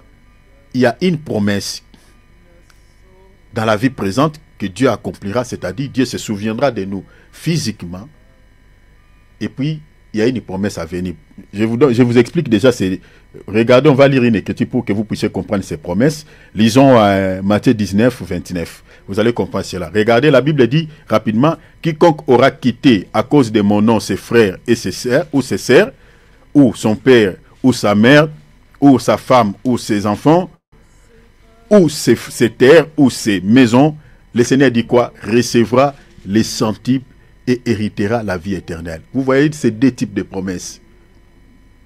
On nous parlait des centiples, dans ce siècle ici, les centiples, et puis dans les siècles à venir, on parlait de l'héritage de la vie éternelle. Les centiples, ce sont des bénédictions matérielles. Dieu te bénira peut-être avec un travail, Dieu te bénira avec la santé, Dieu te bénira avec les enfants, Dieu te bénira avec, par exemple, de l'argent, Dieu te donnera beaucoup de choses sur le plan physique. C'est ça ce qui veut dire les centiples. Et dans les siècles à venir, le Seigneur te donnera aussi la vie éternelle. En fait, c'est ça, ces deux types de promesses qui sont liés, qui sont attachés à la piété, à la vie de piété ou à la vie de l'obéissance à Dieu ou à la parole de Dieu. Donc nous avons tout intérêt d'obéir à Dieu parce que Dieu nous a aussi promis, si nous lui obéissons, le Seigneur dit, je vous donnerai des choses dans ce siècle ici et puis dans les siècles à venir. J'accomplirai mes promesses. Je vous bénirai physiquement. Je vous donnerai les centiples. Et au siècle à venir, vous aurez également la vie éternelle. Regardez les deux exemples de la piété, c'est-à-dire l'obéissance à Dieu, liée à la promesse du salut. Je vous donne deux exemples dans la Bible. On va lire l'histoire des deux personnes. Regardez ces deux exemples. Nous sommes dans Luc, chapitre 2. On va lire les versets 25 à 29, et puis je vais sauter, on lira 30 et 31. Vous connaissez, ceux qui lisent la Bible, connaissent l'histoire de cet homme de Dieu. Et voici, il y avait à Jérusalem un homme appelé Siméon. Cet homme était juste, la Bible dit, épié. La piété, épié. C'est-à-dire, il était quelqu'un qui craignait Dieu. Il était quelqu'un qui respectait Dieu, qui marchait à l'obéissance de Dieu. C'est ça la piété. La Bible dit, cet homme était juste épié. Maintenant, la Bible dit, il entendait la consolation d'Israël. Et le Saint-Esprit, la Bible dit, était sur lui. Je saute, je prends le verset 26 plutôt. Il avait été divinement averti par le Saint-Esprit qu'il ne mourrait point avant d'avoir vu. Souvenez cela. Le Saint-Esprit lui avait averti qu'il ne connaîtra pas la mort avant d'avoir vu, qui vit le Christ du Seigneur. Le Saint-Esprit lui avait dit, tu ne connaîtras pas la mort sans avoir vu le Christ du Seigneur. Ici, pourquoi le Saint-Esprit est venu lui avertir, lui dire, lui faire cette promesse, qu'il ne pouvait pas mourir sans avoir vu le Christ du Seigneur. C'était à cause de sa justice et de sa piété. Parce que s'il était un homme de péché, je vous dis au nom de Jésus-Christ, le Saint-Esprit ne pouvait pas venir lui donner cette promesse. Jamais, jamais. Ce qui a poussé le Saint-Esprit de venir accomplir cette promesse, de lui dire que Siméon, dans ta vie, tel que tu es là, tu ne mourras pas. Peu importe, même si tu fais un accident de circulation routière, même si tu tombes malade, même si on te met un poison dans un breuvage, on te donne un breuvage mortel, tu ne connaîtras jamais la mort. Sans que ce que je viens de te dire, sans que cette promesse ait son accomplissement dans ta vie. À cause de quoi? À cause de sa piété. Cher enfant de Dieu, tout enfant de Dieu qui marche dans une vie de piété, tout enfant de Dieu qui marche dans une vie à l'obéissance de la parole de Dieu, même si le Seigneur ne vient pas te souffler à l'oreille, toi-même tu dois comprendre dans ta vie telle que tu es là, ta vie est liée aux promesses, à ces promesses. Ton salut d'abord est garanti. Sur la terre, le Seigneur se souviendra de toi. Aujourd'hui, beaucoup des enfants de Dieu plairent dans leur vie. Plairent beaucoup. Ils n'ont pas de travail, ils n'ont pas ceci, ils n'ont pas cela. Vous savez aussi, il y a aussi beaucoup de raisons par rapport à cela. Parce que si vous vérifiez la vie de ces chrétiens-là, vous allez voir quelque part, ils ne marchent pas dans la crainte de Dieu. Ils n'ont pas une vie de piété. Ils n'ont pas une vie à l'obéissance de la parole de Dieu. Parce que Dieu ne ment pas. Dieu nous a promis nous a donné deux types de promesses, parmi lesquelles le Seigneur nous a promis les centiples sur la terre, et puis dans les siècles à venir, la vie éternelle. Il se souvient, il ne nous délaissera jamais.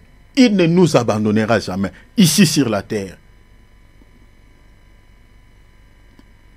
Regardez ici, cet homme de Dieu, cet enfant de Dieu, à cause de sa vie de piété, le Saint-Esprit est venu. Le Saint-Esprit ici, c'est Jésus lui-même. Il dit, tu ne mourras pas. J'ai éloigné des maladies dans ta vie. J'ai éloigné des accidents dans ta vie. J'ai éloigné beaucoup de... Ça, vous voyez bien, regardez tout ça. Vous savez, depuis le jour où le Saint-Esprit avait libéré cette parole, je ne crois pas que Siméon était tombé malade, même un jour. Je ne crois pas. Je ne crois pas. Le Seigneur était avec lui. L'Esprit de Dieu était avec lui. Il protégeait sa santé. Il protégeait sa vie. Quand il traversait la route, il ne pouvait jamais connaître un accident. Parce que Dieu devait tenir sa promesse. Regardez dans le verset 27. Il vint au temple, Siméon, poussé par l'Esprit. Le Saint-Esprit l'a poussé, l'a conduit dans le temple. Qu'est-ce qu'il est allé faire là-bas? Pourquoi le Saint-Esprit l'a conduit dans le temple? Parce que cette promesse devait maintenant s'accomplir. Dieu devait maintenant tenir sa promesse dans la vie de ces derniers. Et comme les parents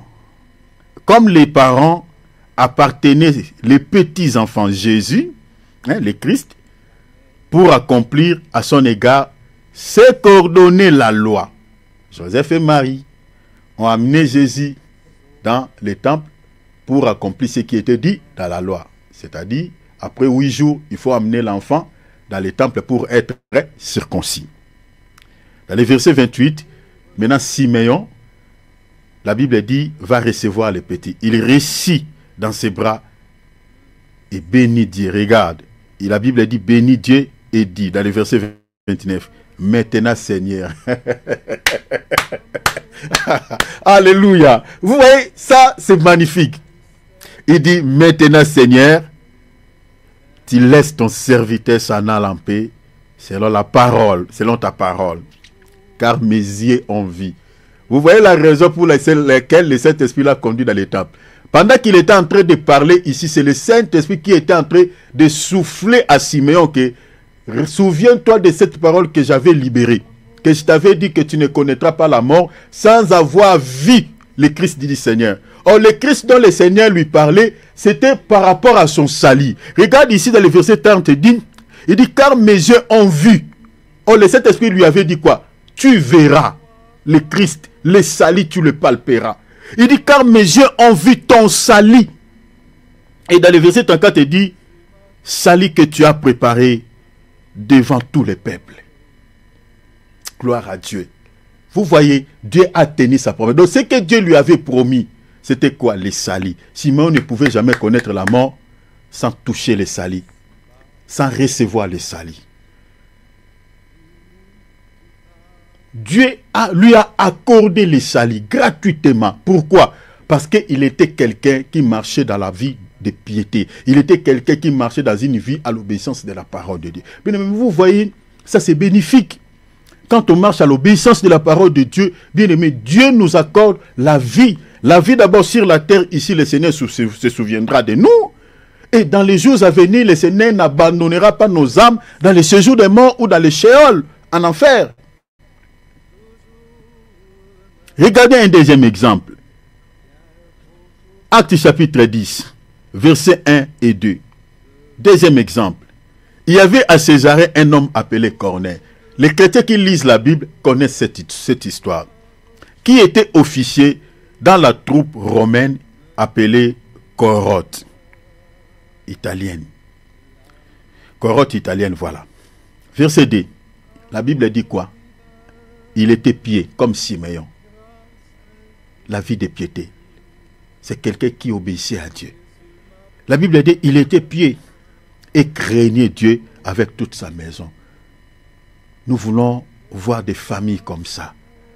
Le Messie et toute sa famille craignaient Dieu. Marchaient dans une vie de piété. Aujourd'hui, vous verrez dans certaines familles, peut-être il y a seulement un seul chrétien. Tous les autres sont des païens. Chacun avec sa vie. Vous voyez là-bas, c'est compliqué. Hein? Dans certaines familles, vous trouverez un chrétien, il est en train de prier.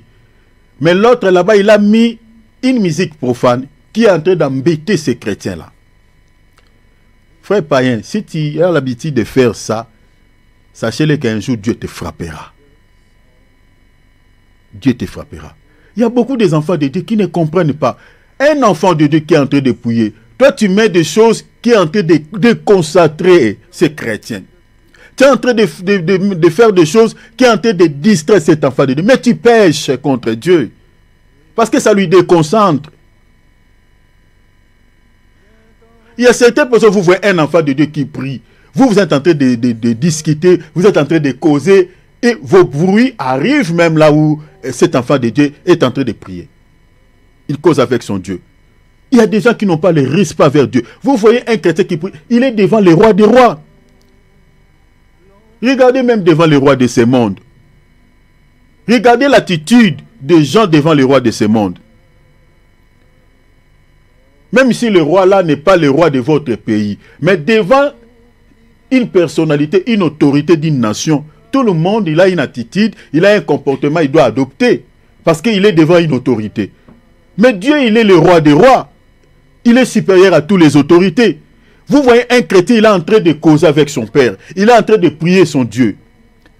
Et il y a des autres, ils discutent tranquillement, ils font du bruit et ça ne les inquiète pas. C'est pour cela qu'il y a certains qui sont frappés par des maladies mystiques. Parce que Dieu se met en colère. Cela ne réjouit pas le cœur de Dieu. Bien-aimés, respectons Dieu, même dans des petites choses. Quand vous voyez ton frère, ta soeur, il est en train de prier, il est en train de causer avec son père. Bien-aimés, évitez des dérangements. Vous allez les déconcentrer. Ça ne plaira pas au Seigneur.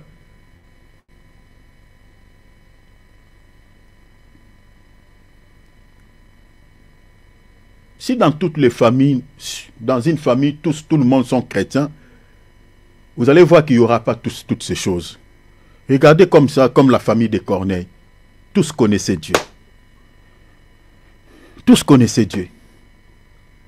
Mais là, la Bible dit, Corneille, il était un homme qui avait une vie de piété. La Bible dit, il craignait Dieu avec toute sa maison. La Bible dit, il ne s'était pas limité seulement dans une vie qui honore Dieu. Mais la Bible dit, il donnait beaucoup d'argent au peuple et ne cessait de prier Dieu. Et, vous voyez l'amour, hein?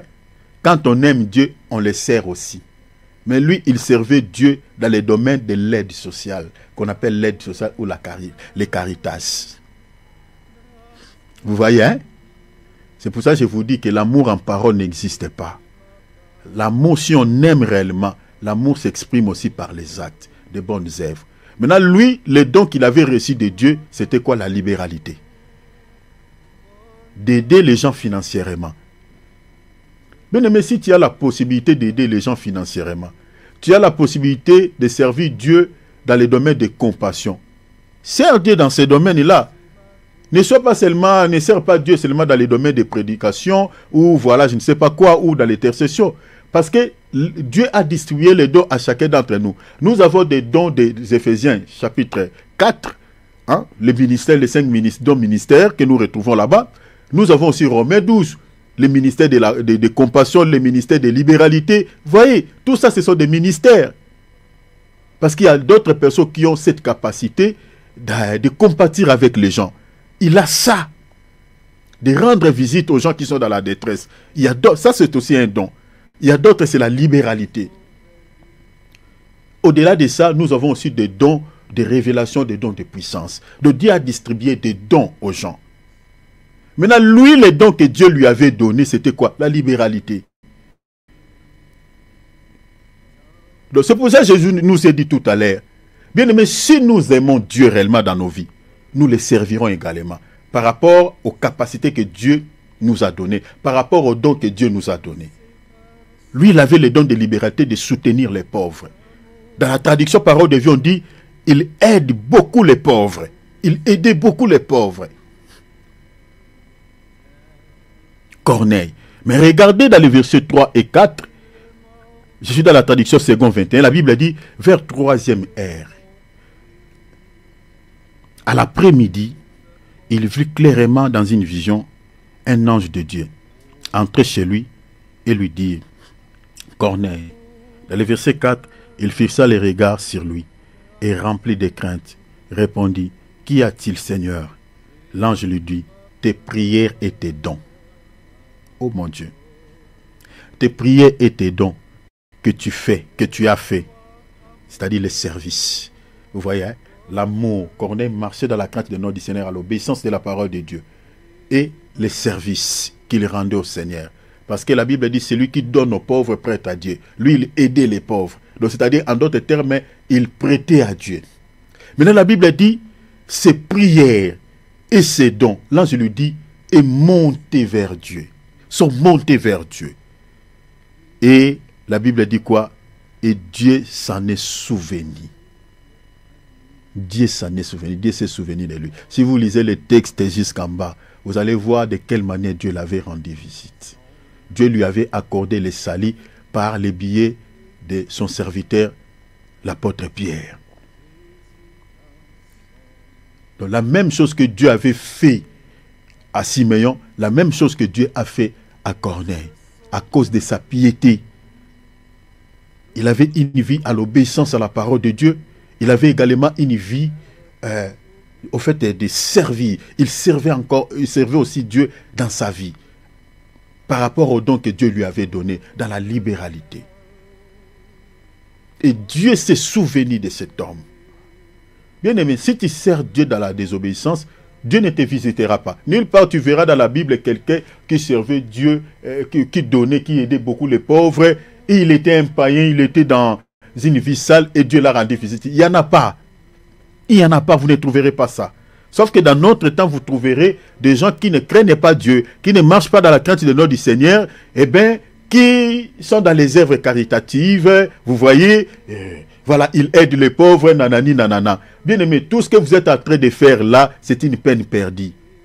Gardez du moins même votre argent, tout ce que vous avez comme matin, garde ça. Parce que si tu n'as pas une vie de piété, tu n'as pas une vie à l'obéissance à la parole de Dieu, et tu penses qu'en servant Dieu, voilà, en aidant les pauvres, que Dieu va couvrir vos péchés, bien aimé, détrompe-toi. Dans la Bible, une personne qui a la crainte de nom du Seigneur, qui a une vie de piété, qui a une vie à l'obéissance à la parole de Dieu et qui sert le Seigneur, c'est celui-là que Dieu honore. C'est celui-là que Dieu accomplisse ces deux types de promesses que je nous ai dit tout à l'heure. Dieu lui accordera les centuples dans ce monde et dans les siècles à venir, Dieu lui accordera la vie éternelle. On a vu ça chez ces deux personnes, des enfants de Dieu. Corneille et puis Siméon.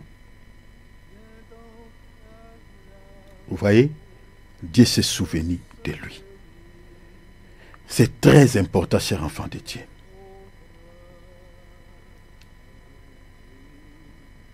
Attention avec l'hypocrisie, l'apparence de la piété. Parce que l'hypocrisie, selon la Bible, est définie comme une apparence de la piété.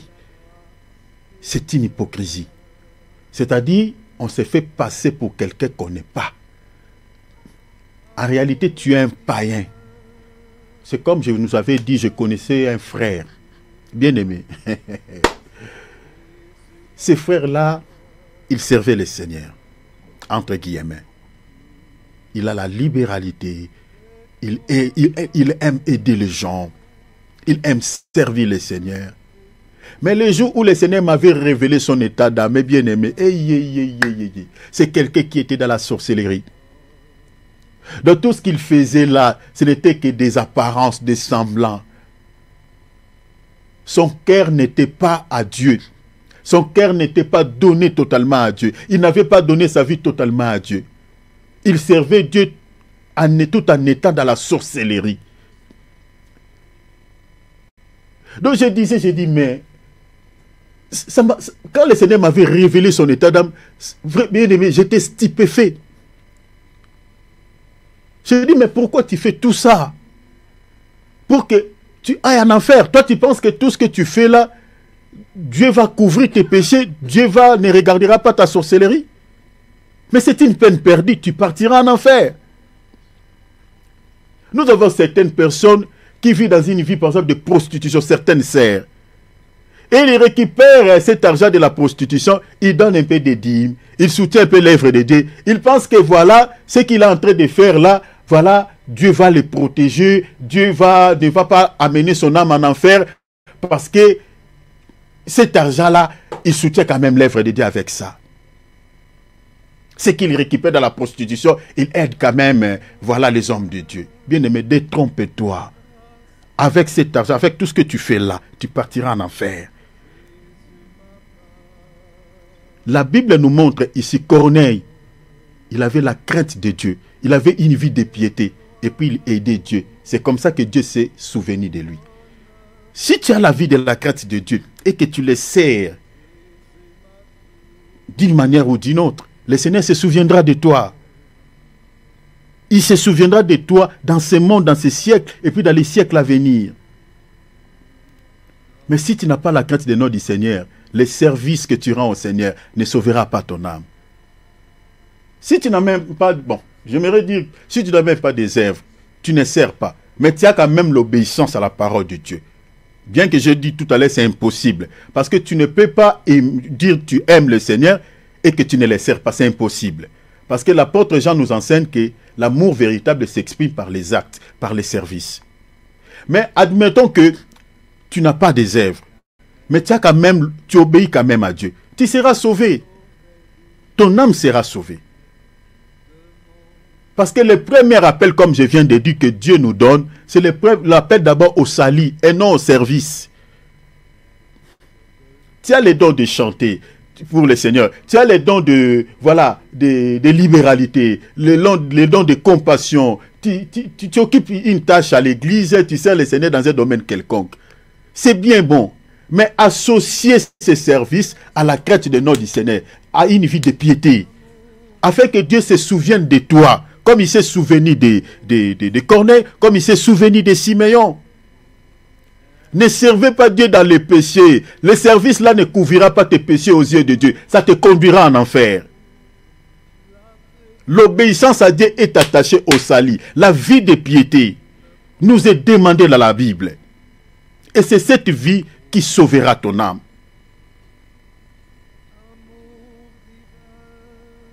Tite chapitre 2, versets 11 à 12.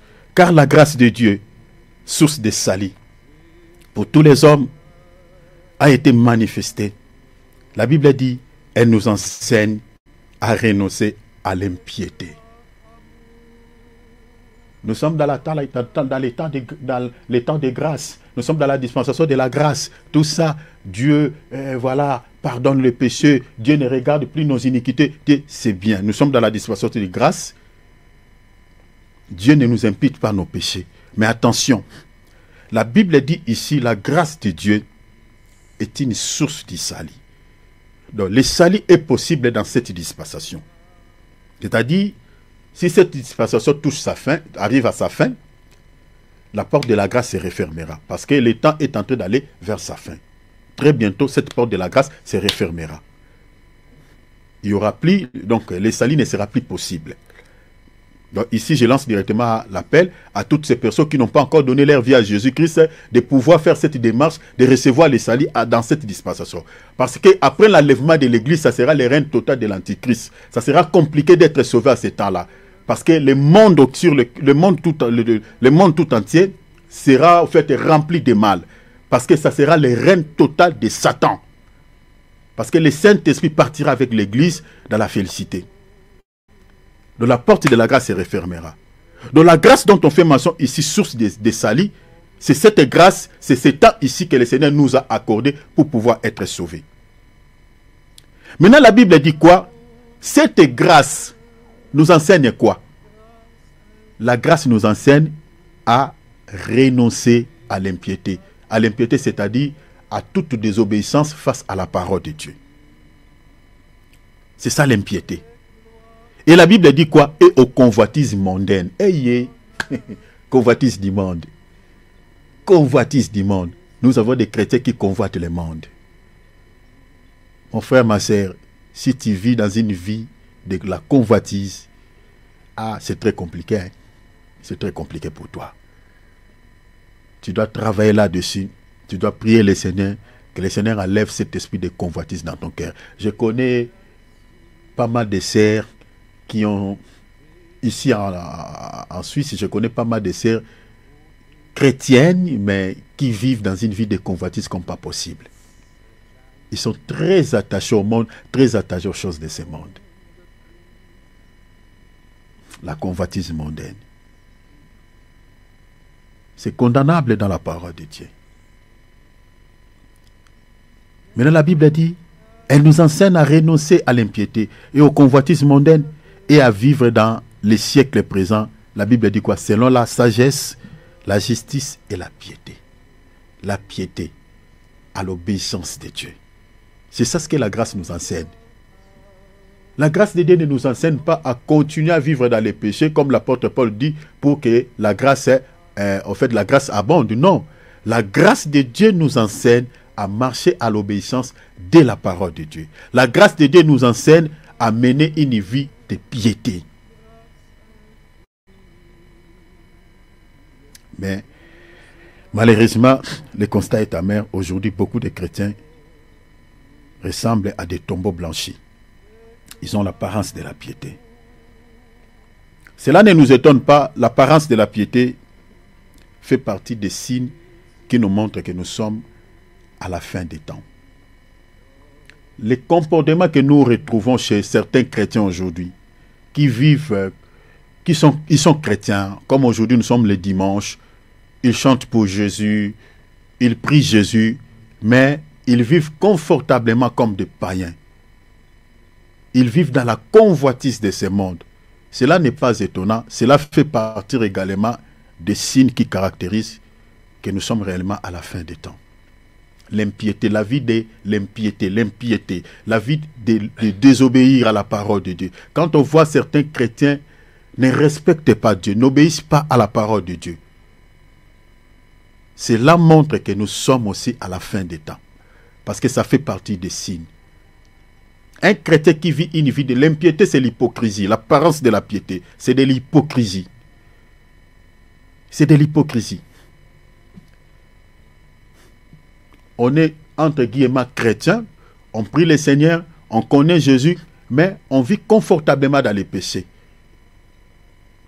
C'est ça ce qu'on appelle l'hypocrisie ou l'apparence de la piété. Et cela fait partie des signes qui nous montrent que nous sommes à la fin des temps. Regardez 2 Timothée 3, 1, 5.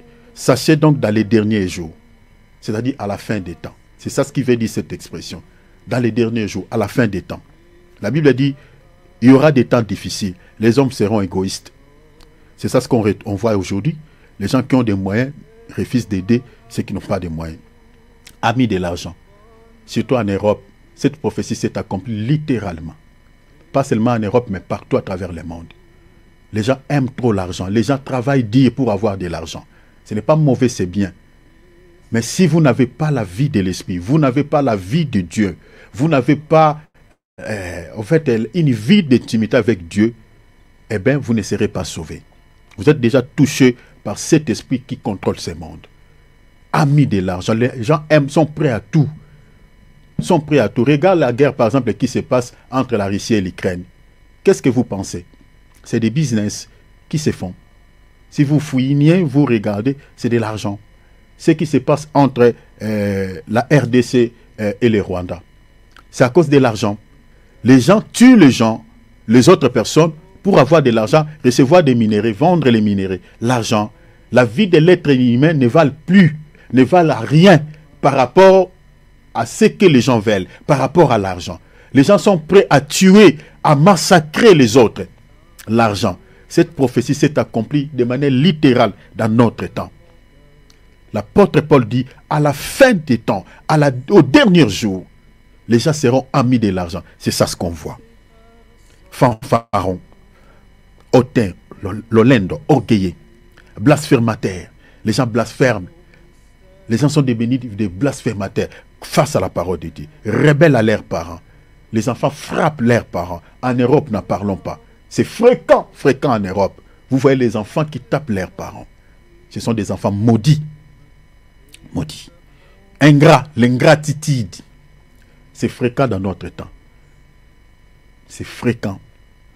Vous avez fait du bien à quelqu'un, mais il va vous donner, vous rendre le mal par rapport au bien que tu l'avais fait.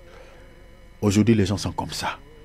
L'ingratitude, l'irreconnaissance, irreligieux, insensibles, déloyaux. Les gens sont infidèles, les gens ne sont plus honnêtes. Il y a des chrétiens qui sont malhonnêtes, calomniateurs, intempérants, cruels, ennemis des gens de bien, traîtres, emportés, enflés d'orgueil, aimant le plaisir plus que Dieu,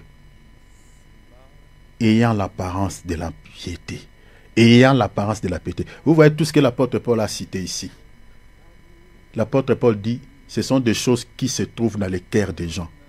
Mais l'apôtre Paul dit, malgré tout ce que je viens de dire là, tous ces péchés, amis de l'argent, fanfarons, hautains, insensibles, déloyaux, et tout ça, intempérants.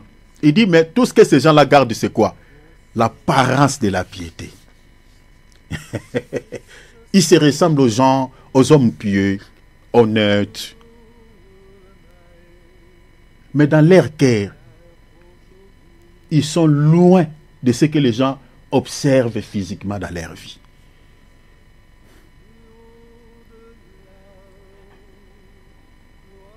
L'apparence de la piété. Les gens sont rebelles. Comme ces frères-là que je vous ai dit. quelqu'un qui est dans la sorcellerie, mais il a une apparence de piété. Si vous regardez sa morphologie bien aimée, rien à voir avec la sorcellerie. Oh. Donc il faut seulement que le Seigneur vous révèle. Je connais encore un frère escroc, voleur, mouyibi. Mais je connais ce frère-là dans une église, il prêche la parole. Bien aimé, vous voyez tout ce que l'apôtre Paul a dit. Dans notre temps, c'est accompli. L'apparence de la piété. Nous sommes en train de prêcher là. Mais dans une église, il y a un pasteur qui a escroqué notre frère David qui est là. Il avait demandé le soir au bien-aimé que le frère puisse le dépanner. Le frère l'a dépanné avec une grosse somme d'argent. Ça fait plus des années, le pasteur là refuse de rembourser cette somme d'argent. L'apparence de la piété. Mais du haut de la chair, il paraît comme un homme saint, un homme de Dieu authentique. Mais quand le Seigneur les regarde, il dit, tu es menteur, toi. L'hypocrisie. Soyons prudents, je vais m'arrêter ici. Chers enfants de Dieu, la Bible nous enseigne à mettre la parole de Dieu en application. À ne pas vivre dans une vie de l'impiété,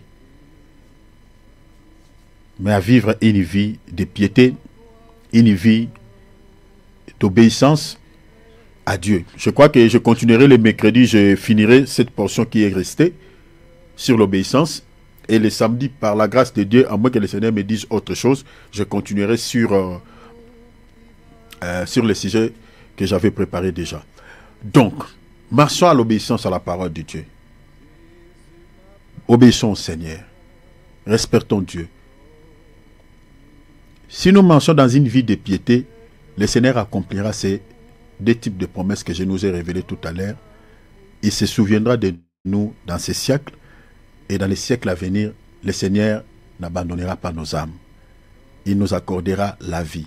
On a vu des exemples ici des bien-aimés Siméon et de Corneille. C'était des hommes pieux et on a vu comment Dieu s'est souvenu de ces gens. À cause de leur piété, le Seigneur s'est souvenu, le Seigneur les a donnés, les salis gratuitement à cause de la piété. La piété t'accordera les salis, la crainte du nom du Seigneur, l'obéissance à la parole de Dieu. Sois conscient de cela. Ne mène pas une vie chrétienne de masse. Parce que les autres font ça, toi aussi tu veux le faire. Bien aimé, la Bible dit, chacun comparaîtra devant les tribunaux de Christ. Tu ne seras pas accompagné. Tu seras seul devant le Seigneur. La preuve en est le jour, le jour de la mort, nous ne sommes pas accompagnés. Chacun meurt à son tour. Tu partiras seul. On te laissera dans la tombe seul. Même si les gens te plairent comment?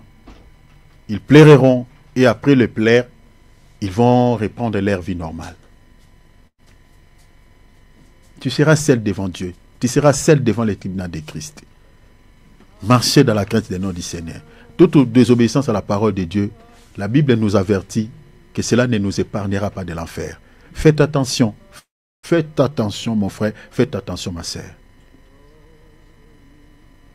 L'apparence de la piété ne te servira à rien. L'hypocrisie. Dans ton cœur, tu sais que tu es méchant. Dans ton cœur, tu sais que tu n'as pas la crainte de Dieu. Dans ton cœur, tu sais que tu es orgueilleux. Dans ton cœur, tu sais que tu as une vie impure, une vie sale. Mais tu fais semblant d'être un enfant de Dieu, d'être un chrétien qui a la crainte du nom du Seigneur. Mais toi-même, dans les coulisses, dans l'ombre, tu sais ce que tu es. Tu passes ton temps.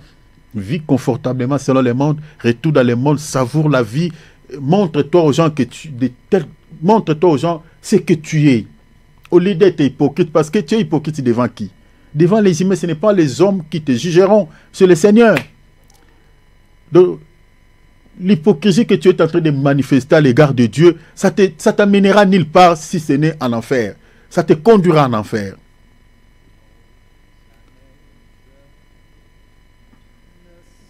Obéis à la parole de Dieu. Marchez dans la crainte de notre Seigneur. La sainteté nous est demandée. Prenez le temps de prier. Si tu as des péchés chéris, prie le Seigneur. Que le Seigneur puisse travailler ton cœur afin d'abandonner ses péchés. Que le Seigneur enlève ce goût de péché dans ton esprit, qui te donne une vie de la crainte de son nom. Abandonne-toi entre les mains du Seigneur. Quand tu pries Dieu, bien-aimé, abandonne-toi. Regarde-moi quand nous prions ensemble, bien-aimé. Des fois, je ne supporte pas l'onction de Dieu. Je me laisse. Je me sens comme si je suis seul. Et des fois, je me retiens tellement parce que je dirige. Mais si je suis seul, bien-aimé, je peux me laisser. Et puis, c'est fini. Quand tu pries, bien-aimé, abandonne-toi entre les mains de ton Père. C'est lui ta vie, c'est lui ton salut. Ouvrons nos micros, nous allons prier. Oh mon Dieu. Demande la grâce de Dieu. Demande l'aide de Dieu. Ton papa t'a parlé. Sois soumis à lui. Ne sois pas un hautain, mais sois soumis à Dieu. Respecte ton Créateur. Demande son aide dans votre vie. À la manière dont tu as compris ces messages, demande sa grâce. S'il vous plaît, prions. Merci Papa, pour ce message. Bénis mon frère Pierre qui nous l'a donné. Et je te demande